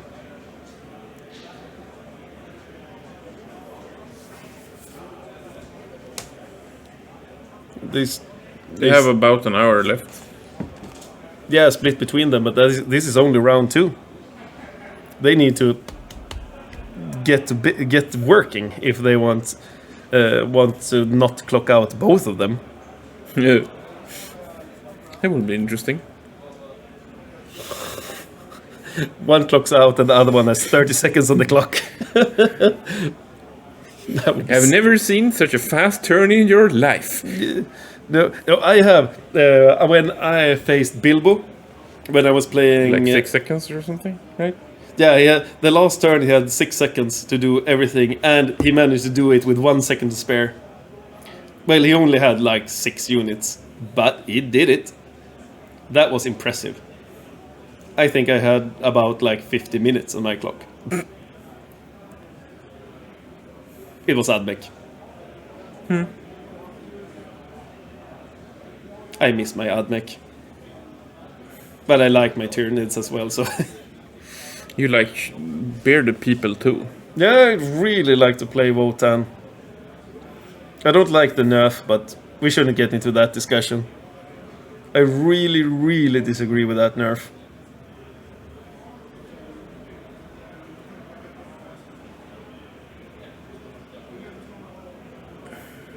Pointy, talkie. Okay, I think they paused the clock for a little while. Why? They're not allowed to pause the clock. Well, they're At not all. Unless they're actually calling for a judge. I think that was a pause button. But they did. Well, it's up to them to use the clock. We have... Now the rules person in me just goes, no! No, we can talk about the nerf in the pod. We will probably do that.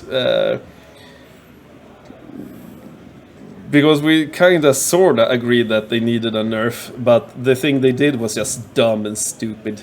I mean, you can always like have a discussion of whether it was enough or too much or the wrong thing.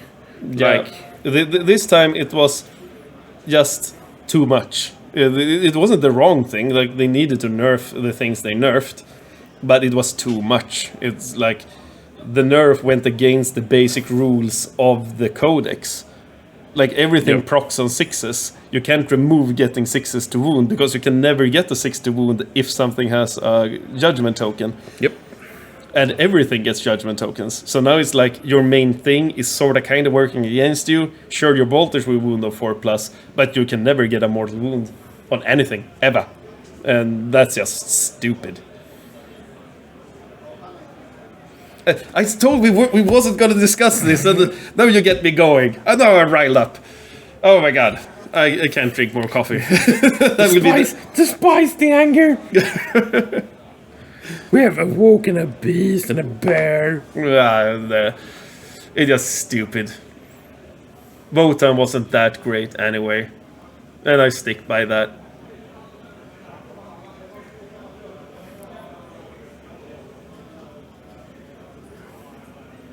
I'm gonna keep nice and quiet because I don't want to poke the bear as well.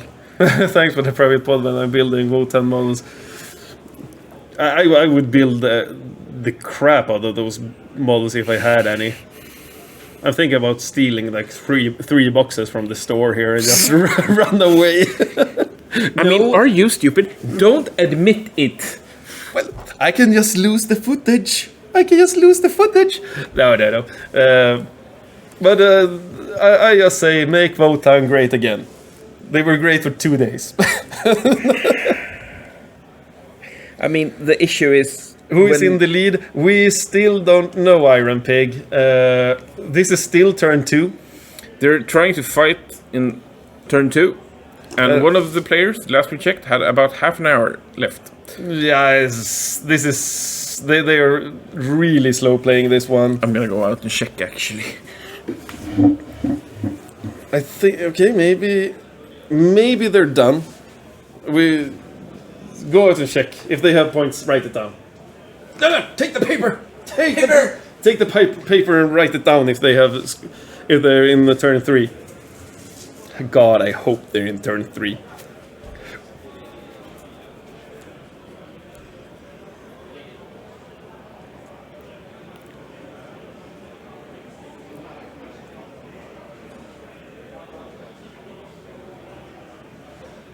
But when the turn started, I think the Thousand Suns are in the lead. They had more objectives than they still. Now they have the same amount of objectives, but he had more objectives going into turn 2. He controlled 3, and the Knights only controlled 2. I know he did mutate landscape in. I think it's a top left-hand side objective. So I expect to see a Thousand Sun lead, but well, Lenart will probably come back soon with the data on that. But in general, it's a close game, very, very close. Nothing is really dying on any side.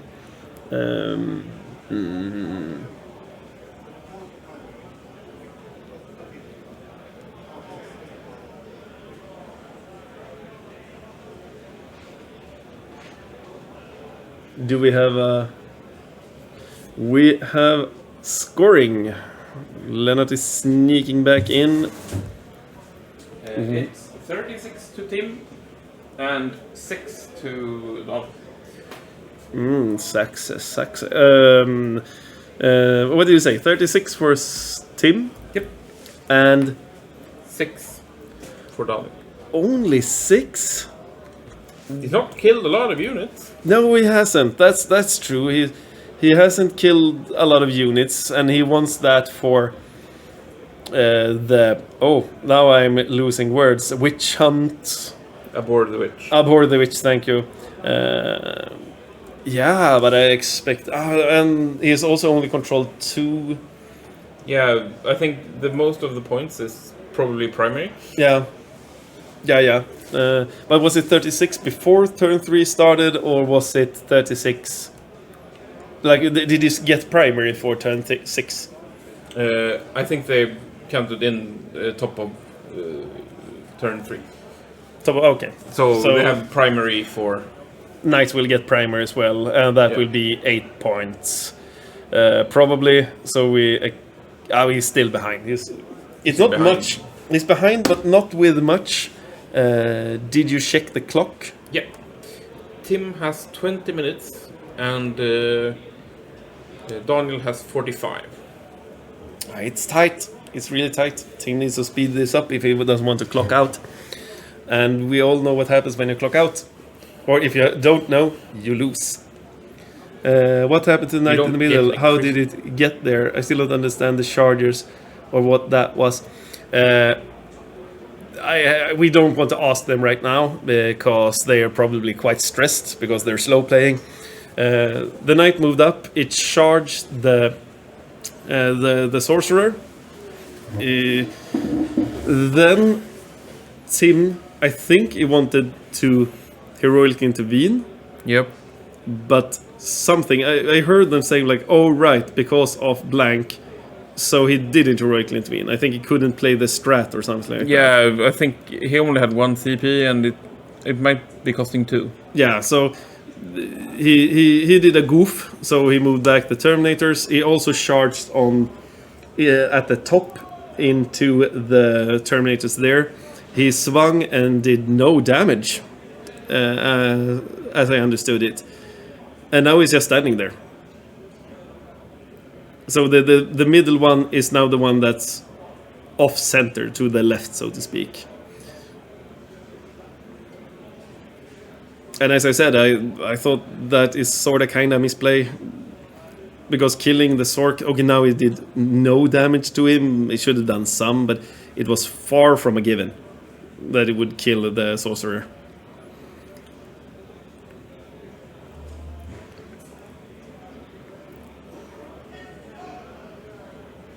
There we have Felman again, screaming and cursing. So now we have, I think we have a dead little Helverin standing in the middle.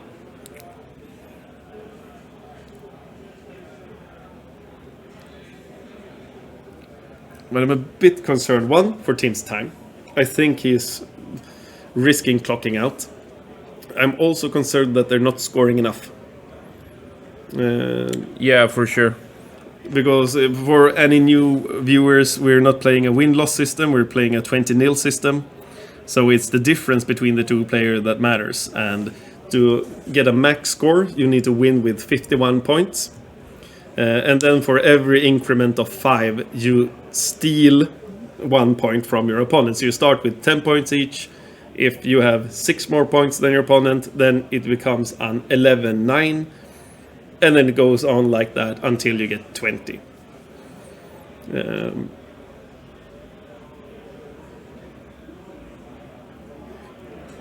He's jumping back and forth with his Ariman on disc.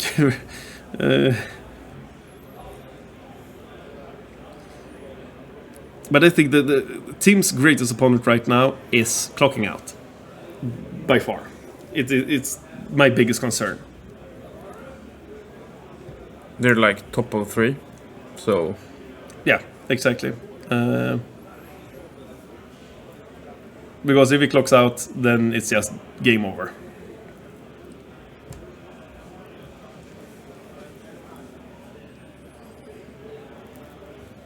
Even more measuring, wobbly model syndrome, everything is going their way.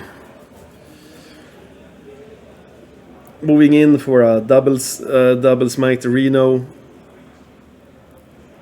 I guess. Yeah, it costs 2. Yeah, okay. So then that was the problem.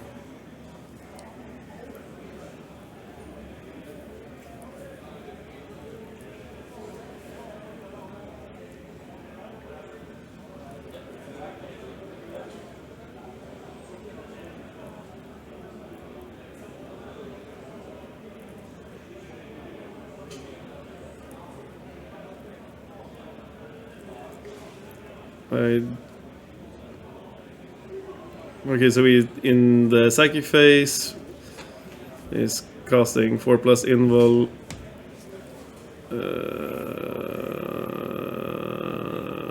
I don't know what he's doing. I thought he was casting 4+ invul, but then he just put down a dice on something. I don't know. It's a 1,000 Sun psychic phase without mics. Yeah. We can take qualified guesses, but... Unless someone puts down a dice or we see a certain number of dices, we're not sure what they're doing.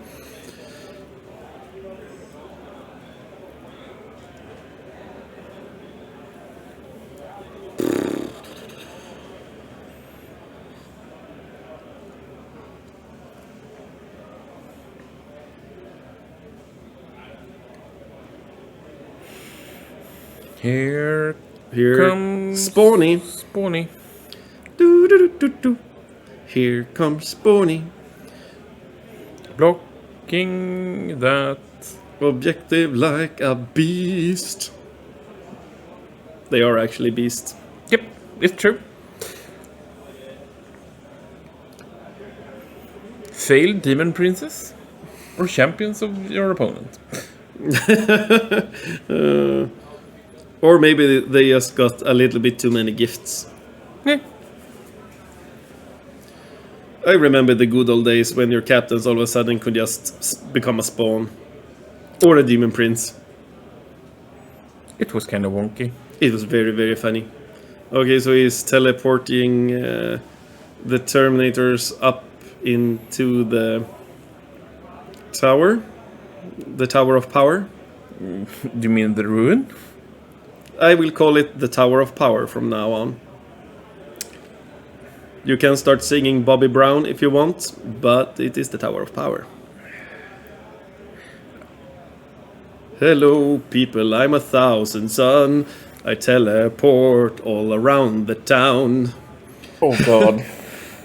We don't have the rights to that one. My soul is gone, my armor is shining. I tell all the knights they can kiss my hiney.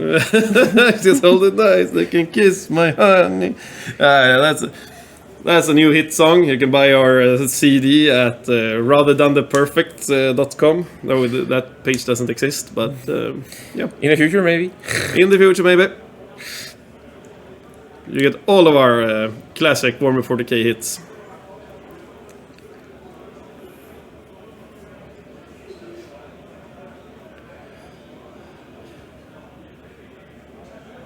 Okay, so the Terminators are moving back to avoid taking more damage, not taking any more board. The knight over there is stone dead. I wonder what he's gonna do about the two knights in the top that's hidden behind the command point and victory point counters. Because we have two knights there. One of them is wounded, I guess, because he took a punch in the face from Terminators. And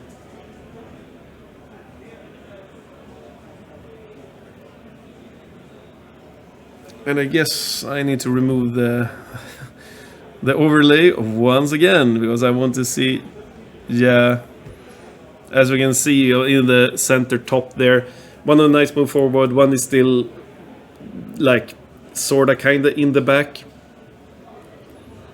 But I would have liked to see still a more aggressive play going for the big knights, because he has bring it down. And Yeah, right now he's just giving him wounds, like he's letting the knight regenerate. And if he would have teleported back there, charged, I don't really think he wants to charge into those Terminators. Maybe he figures that he can kill it in his last turn, based that he actually got time for that, and kill it as an easy way to get the last points, and trying to kill the middle, because even though if it regenerates to 5-6 wounds, it doesn't really matter. It doesn't really matter as long as he have the CP to make his attacks +1 to wound. Yeah, the +1 to wound is the most important part there, because even if it has 5 wounds, he can probably shoot it to death if it has like 6 or 7 Terminators. And if they charge, it's guaranteed to die, because it has no -1 damage whatsoever, and the 4+ invul save will not protect them against so many damage to potentially 3 attacks. But Tim is...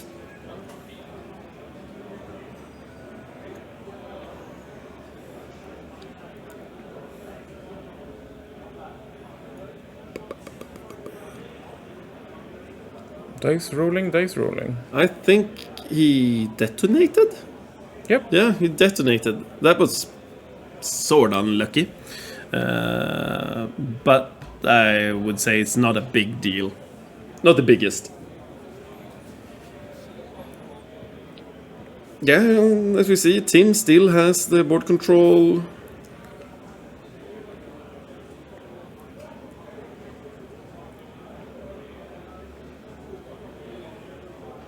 I said this was going to be a high-scoring game, but I think it ended up the opposite. It will probably be a quite low-scoring game. So he's checking line of sight. Like the entire front row can shoot the big knights. Is he actually going for the big knight now? Can we have a surprise boom boom? It's not impossible. I mean, he may see it from there. Yeah, he can see it. The missile pack is sticking up above the ruin. True. So the entire, I think, actually both, even the second floor can see that knight. Yeah, you can probably see him through the windows. Yeah, I did a low looky check when I passed it earlier, and you can see it. Like if you just stand on the ground, you can still see the missile pack on the top when you're that far back. But here we see we spoke on the podcast. We spoke about Thousand Suns like a month ago, I think it was, and here we can see the strength of Cult of Duplicity really in action. You jump forward, do your damage. Even if they counter you, you just jump back and keep on playing the jump around game. So you have so much mobility. I think he exploded. No, or he did take a damage at least. I will sneaky. We will see when the roll. Because I guess there's I guess he has a missile pack or a Reaper cannon. That's one. That's followed by another one. Kabooba!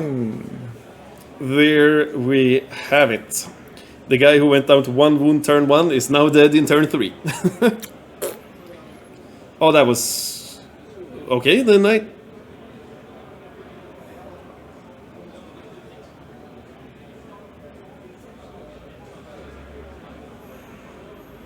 And he's dead? Again? I think there is a bit of a confusion about what was rolled. Like a 1-1, it's not an explosion, but I think Tim thought it was an explosion. I'm not sure, because it's a 1-6 you need to roll from a kabooby boom.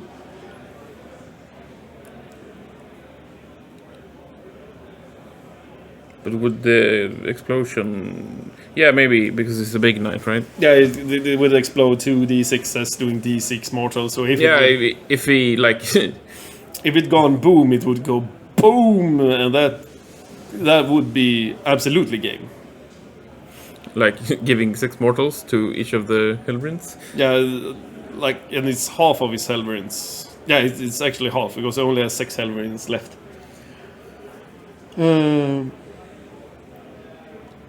But still, Tim needs to be careful with his time.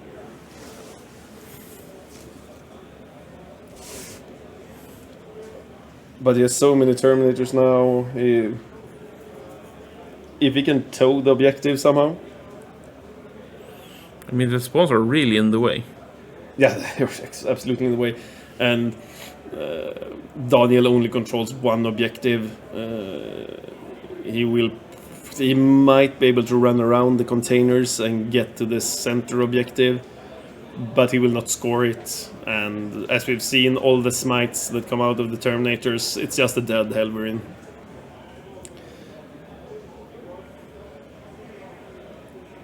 Yeah, Daniel is in a nightmare position at the moment.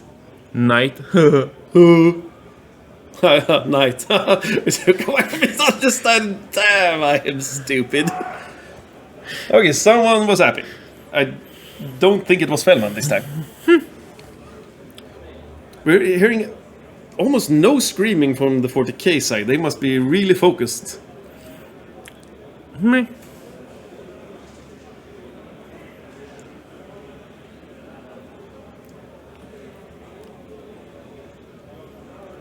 Is he charging in or is he not? He seems to be charging in. Yeah, Tim is charging in.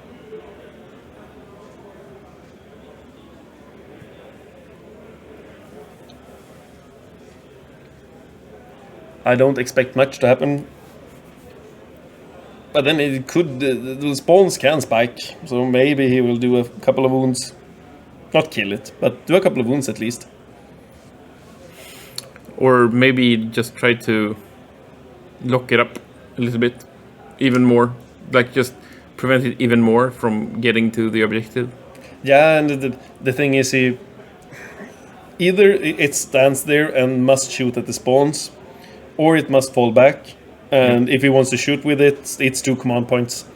So either way, he will probably come out on top. Otherwise, he will just get charged and shot. And if he's lucky, maybe he can put it down a bracket. But I think that's asking for too much from a few spawns. Punk? Punk? Do you feel lucky? Punk? Yeah, no, I do not.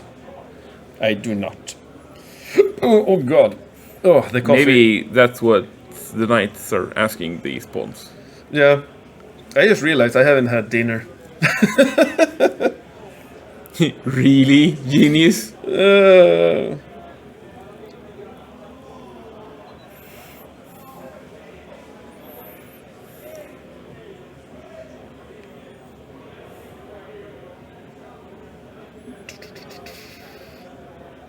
So There's a lot of missed saves. what? Oof. That's probably a nail in the coffin. That is so bad. Sure, Knights. Oof, that was so bad.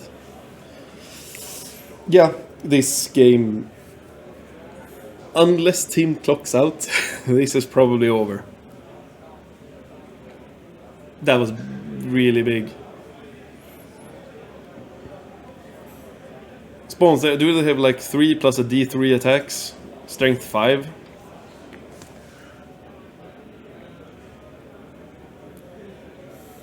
Yeah, double check the spawn stats.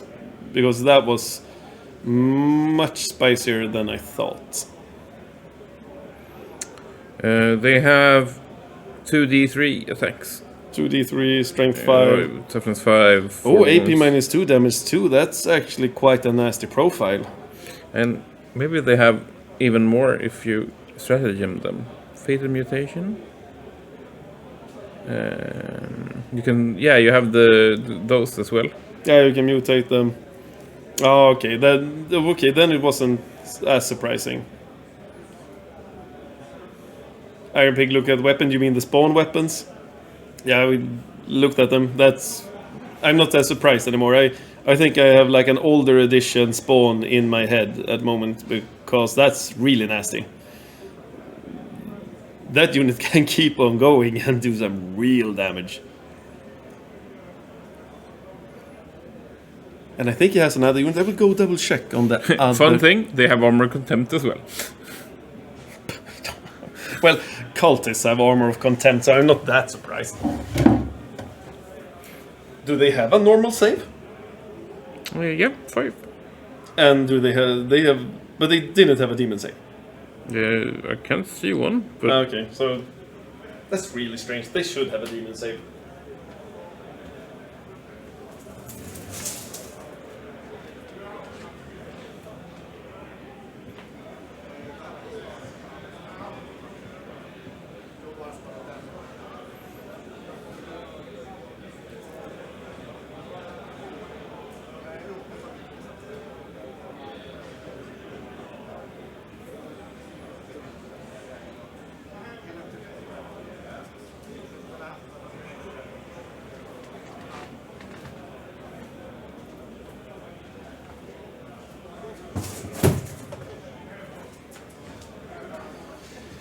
Yeah, but we're going into turn 3.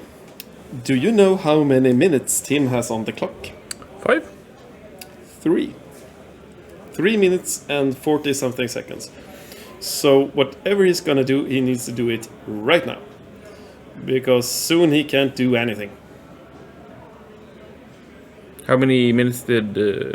30 something, I think. Okay, yeah. So, yeah, this is what happens when you don't keep the game going. It's...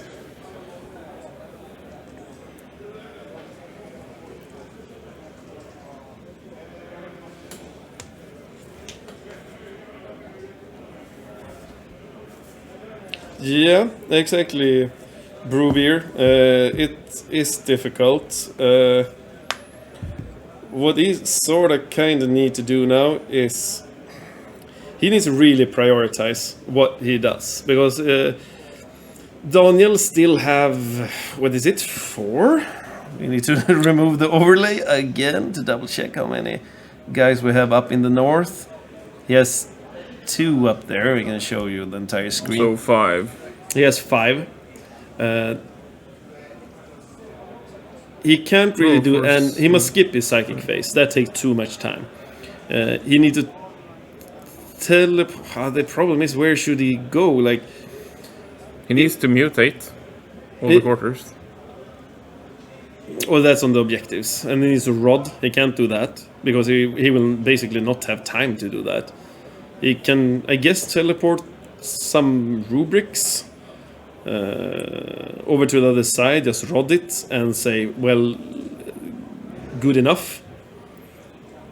But the problem is the Helverians are obsec. Because they are obsec, right? If they're bonded. Well, they're not bonded anymore. Because you need a big knight to bond them. Yes. So what he needs to focus on is getting obsec on like the central objective and rodding on the farmost objective. Just getting bodies on the objectives and then just take the punishment.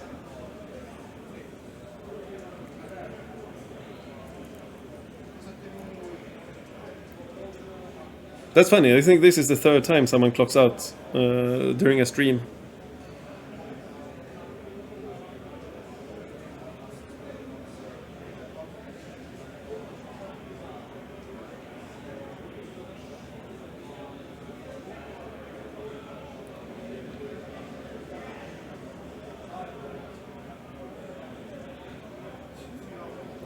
One spawn dead.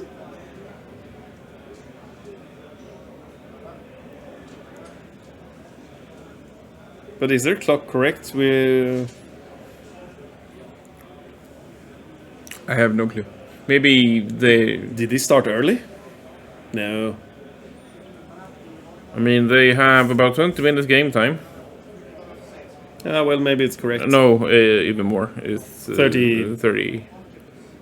42 minutes. 42 minutes. Well, then it's probably correct.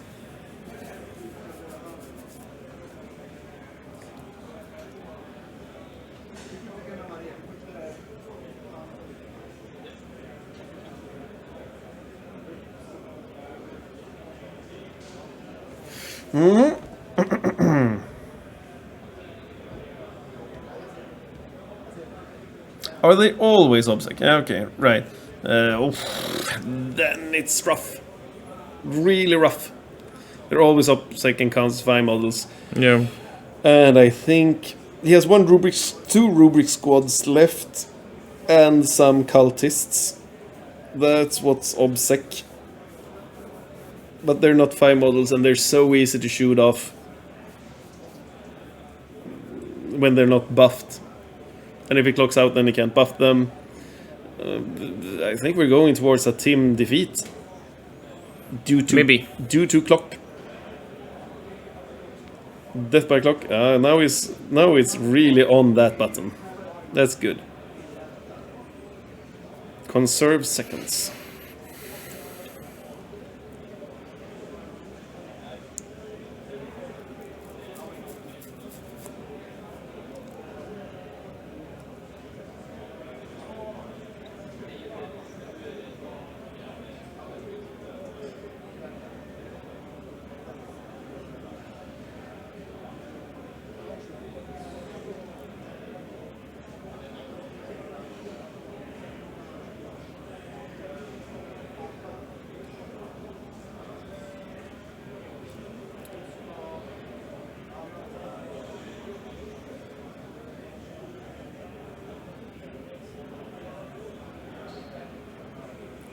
He's just checking if he can move. What? Maybe he's figuring he wants to kill for Abhor the Witch. Because each unit, he might be able to kill the easier ones to get more points that way. But still, I think... Because the spawns doesn't give any Abhor the Witch. Yeah, and doesn't really need to kill the spawns. If he charges with them and wants to attack, then he will probably clock out anyway. He could just use the clock as a weapon at the moment. Sure. I know it is not 6, so it was charges. He could flag him. The And for non-chess players, flagging is when you're losing on time. But in this instance, I'm using it for his time is up. Yeah. And using the clock as a weapon, there's nothing wrong with it. No. It's just the game. I think it's a fairness mechanic as well. Yeah, it is. Because if it's a rule discussion that your opponent is having, then you can clock it over to his time. That is a way to make him shut up as well. So I don't think it was the problem here. It was here was just over measuring, overthinking. Like the first turn took forever in the movement phase. Second turn as well took forever before you even start rolling dices. I mean, you shouldn't weaponize the clock in a way to silence someone. No, it's not that what I'm meaning, but... But yeah, the only person that can actually stop the clock is a judge. Yeah. If you're following the clock rules. Yeah. But the clock is also optional at this tournament. Yes. You don't need to use the clock. At least for now. There have been talks. The rules for the clock is more or less that if one player wants to use the clock, then you have to play with the clock. Yep. Consolidating on the objective. Sort of kind of looks like he's summoning more knights. Yep.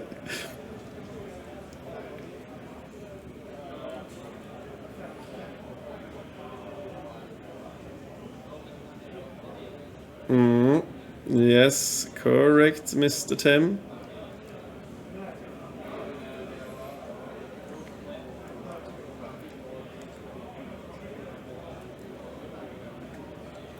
He needs to go like straight up and then...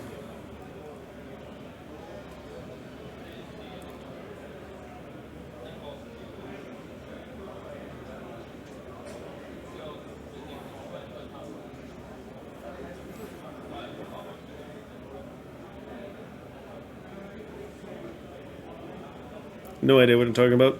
Something about distances. I think it was consolidation.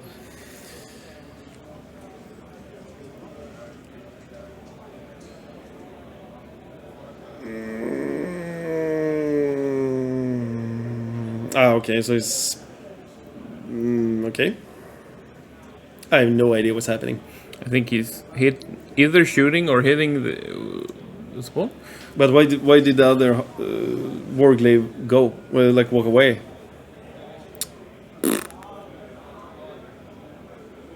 Maybe there were 2 units and he killed one of the units and they're consolidated after? They're pausing the clock an awful lot. Again, the finger was on the pause button.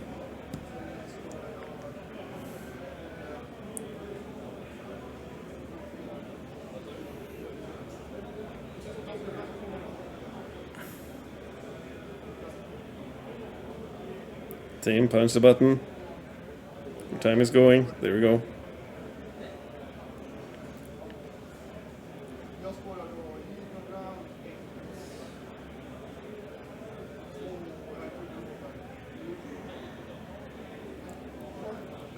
So we're bottom of 4? We're bottom of 4. We're discussing scoring.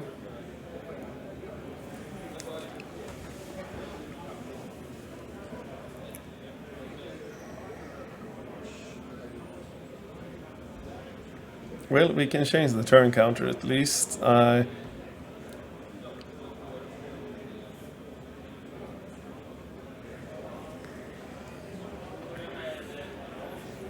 will not go out and ask them for victory points now. We will let this play out.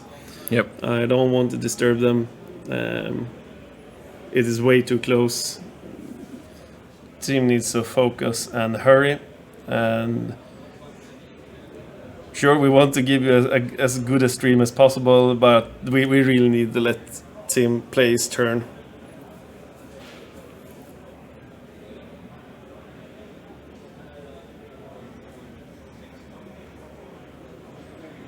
Yeah, he's securing his back objective. He knows he's gonna clock out. Oh, you need to move your hands faster, Tim. It would be so sad to see you clock out without...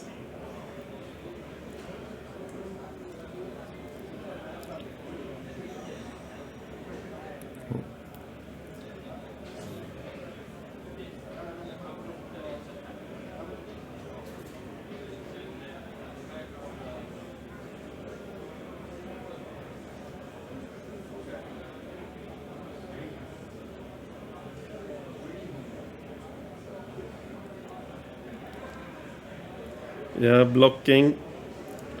So that he can't send in something else. Oh, this really hurts my heart to see. Like clocking out game 3. It really sucks.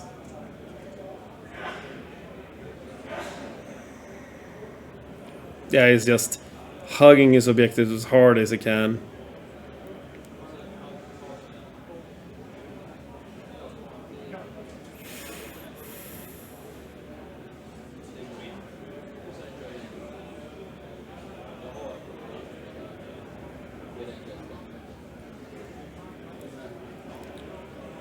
It teleports onto the objective on the other side.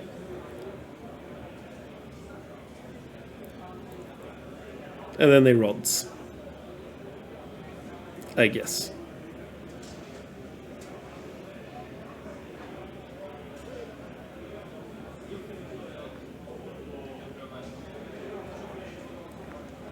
He's trying a charge. 8. Fail.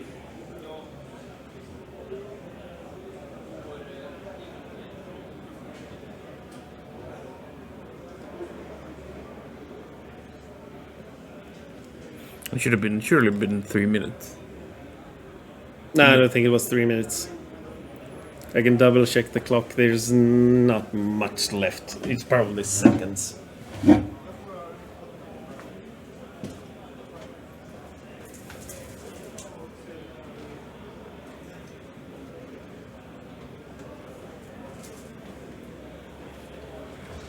"43 seconds.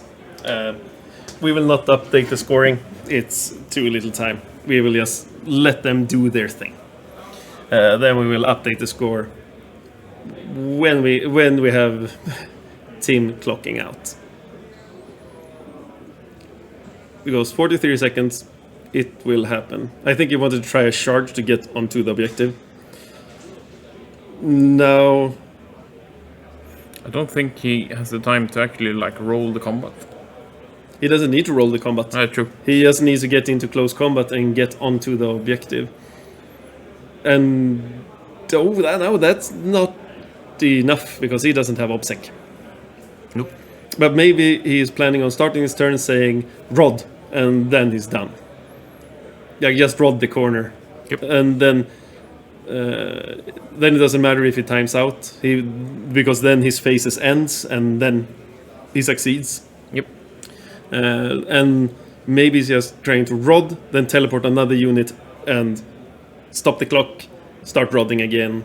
And he's sending out the Sark there as a bait just to buy some time. He's blocking.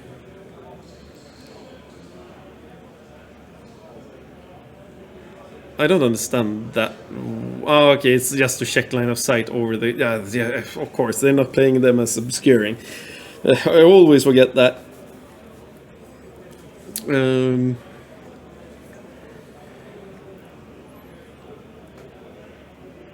Yeah. I think Tim is doing what he needs to do at the moment. Just getting into position so they can make quick calls when it's called for. And I think if he ends up in melee, he should just skip the phase. Like, I don't want to attack and he don't want to do anything. And he's bought some time. He's screened off. I'm not sure you're allowed to actually not punch someone. You can choose to not use your weapon. Ah, that's true. Then I would not use the weapon, because that speeds things up.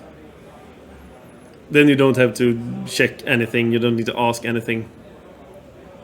No, it's true. You must attack. But you can choose to not use the weapon if you're... Now, weirdly enough. Yeah. But Tim is so... He knows the rules so well, so he doesn't need to check anything up.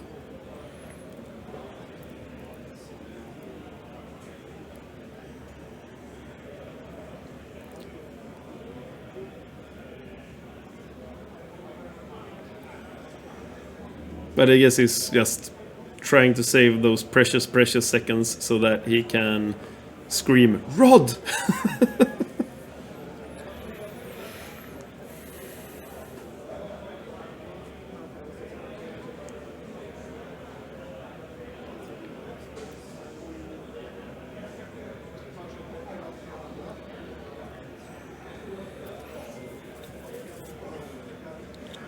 That's probably the one of the quickest turns I ever saw.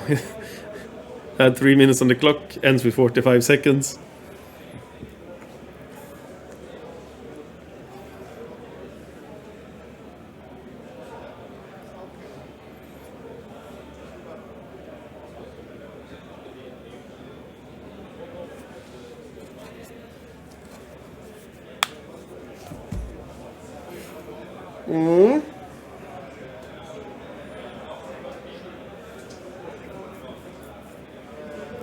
Up. 2 wounds. Fail. Blop.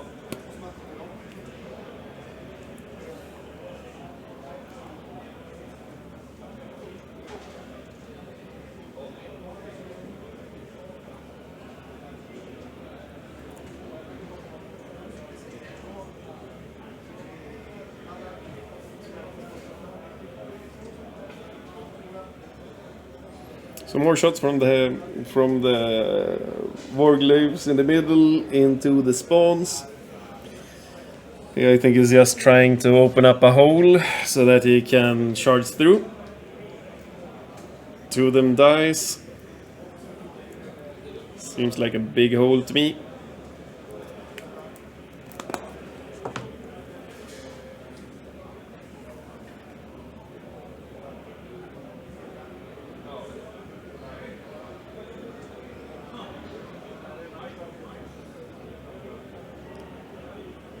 Yes, kills 1 more. The last one shoots the last Duderino.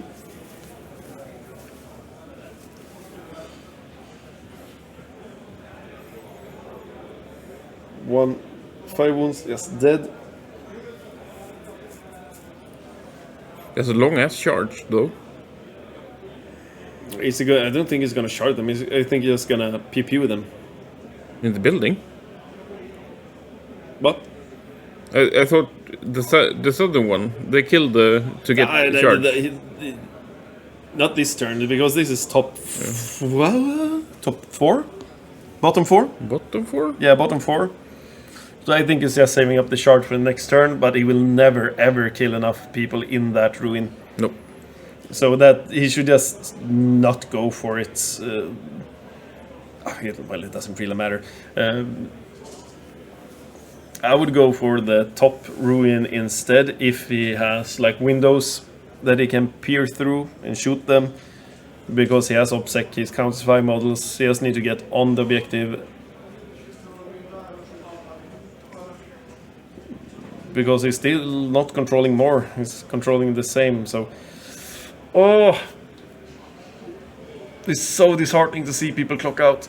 But that's what happened when your movement, you think too much in the first turns. We have seen it before, like the game with Ludde, if you remember that one. It was the same pattern, like they started out really slow and methodical and it became just too slow and too methodical. And then they didn't speed up because they're counting on casualties and there are no casualties, so the game just continues in this slow grind. And then usually the guy with the most model loses. Because his methodical grind is just slower than the other guys. All things equal. All things equal. Like the last time I met Bilbo, sure it was a loss. Bilbo is a Genestealer Cult player here in Sweden. I think it's the top ranked Genestealer Cult. Maybe. I don't know. Maybe. I haven't looked at the ITC ranking in a while. It's at least the top 3. Can be Genestealer Cult Steelers players in Sweden. And my Admech army wasn't that great, but I clocked out in turn 3, I think, and went from a sorta-ish lead to a crushing defeat in 2 turns, just boom. So clocking out. But Genestealer Cult can punish you so hard as well. Yeah, clock out. Way too mobile.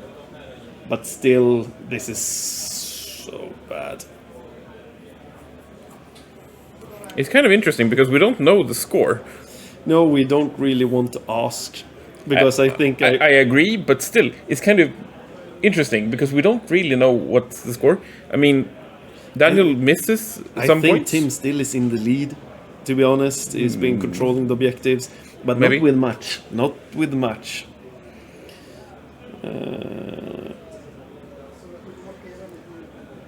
But right now we just need to have respect for the players and let them play their tournament. Sure. They have traveled and paid to be here. We're just watching for our entertainment. And providing content for you guys. Yeah, providing content for you guys, so you can enjoy some hardcore Swedish 40k. One of Sweden's largest tournaments. Yeah, I think it's us. It's a Fantasia Fanatic, and it is the Gates of Westeros? yeah, Age of Westeros. That's the biggest single tournament. I think some team tournaments is also quite big. Maybe. I don't know. I mean, I'm not certain. I think there is like one really big one in the Stockholm area, but the name is eluding me at the moment.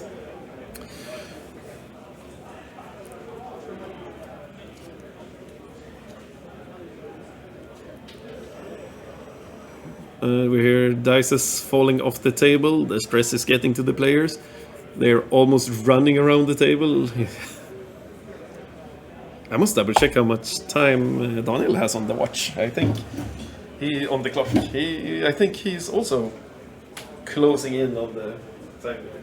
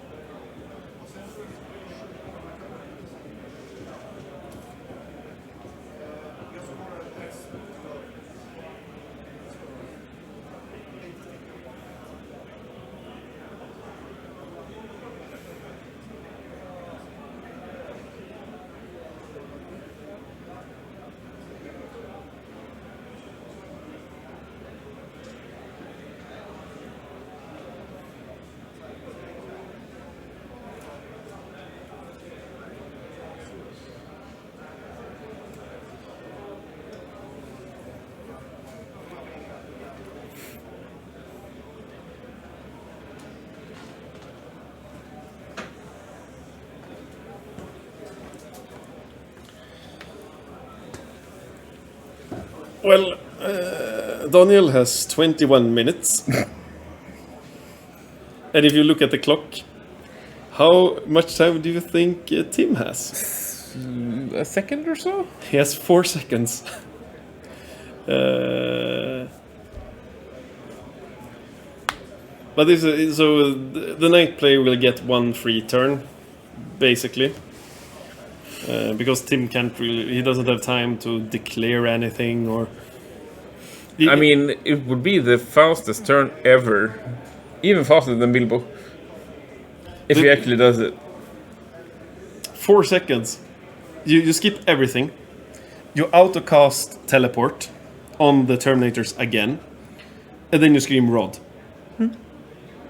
Or do you need to do retrieve Octarius data in the movement phase? I'm not 100% sure when you start the action. I think it's you declare it in the movement phase, because then you can't Rod. Yep. And then it doesn't really matter where he goes. Because the Terminator unit will not die from anything that's on the board at the moment.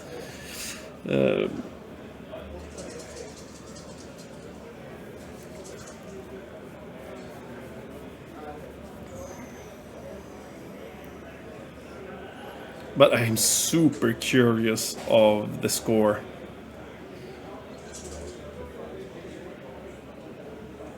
Because then... what has that many attacks that's still on the table?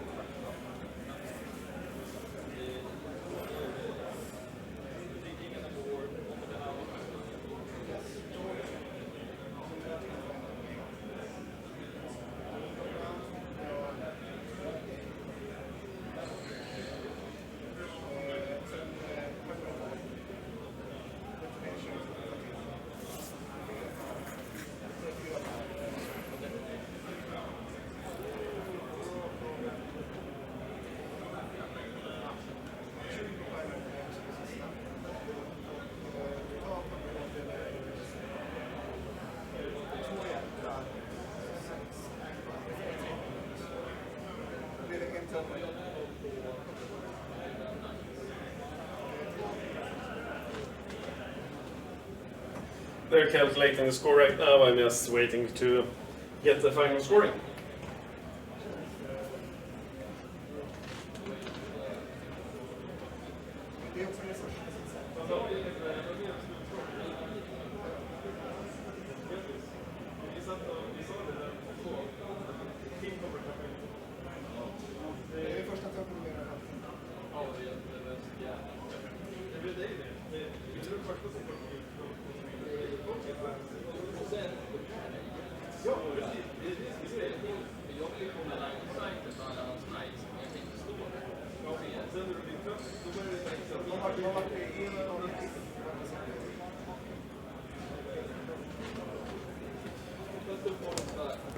Well, it was an 11-9 to Tim in the end. And yeah, we spoke a little bit about why he clocked out or why he lost. And of course, it was the time. And yeah, as he said, he was tired, so he was playing a bit slower, he was being a bit too careful.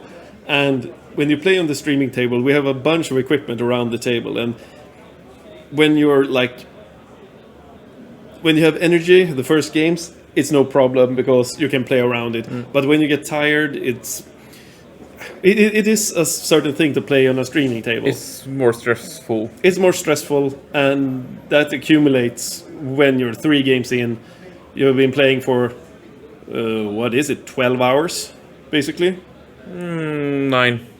Yeah, 9 hours. Like now playing 9, time. 10 hours. But you're still discussing the games in between the games, and you're talking the game. You don't have a break. You're just Warhammer for 9 hours straight. And yeah, if he got to play all these turns, he would have like if he had the time, if he would play faster early game, he would probably have scored much better. Not a 20-0, of course.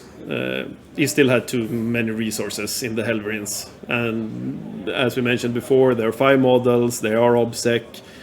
You kind of need to destroy them completely in order to secure the objectives. But yeah, interesting to see another clock out, so to say. What do you think about the game? It was interesting. It's a little bit sad that Tim clocked out. It's never fun. I'm not sure about the initial choices that Daniel made, but how do you mean how to walk around the? Yeah, I thought that was a bit strange, choosing to walk into the center with like most of the units, not holding that objective. Because he can't go back as well. But, I mean, it may be one of the matches that he wanted to go first. Yeah. Maybe. But probably then Tim would have null deployed. Probably. So, yeah. But I agree. I did not agree with walking into the center and like clogging your entire army into a huge ball. Also, a big mistake putting your knight in the front. Like if you meet smite heavy armies like Tyranids or you meet Thousand Suns, Grey Knights, never put your main knight in the front. You always need something small standing in front of it just to take the smites. Because I've faced several knight players where they put the big knight in front. And you go like, thank you very much, move forward or just advance, like zoanthropes, and then you smite the ever-living crap out of it. And then they must play defensive with it. Like now he has moved in behind a ruin and went like, no, please don't shoot me.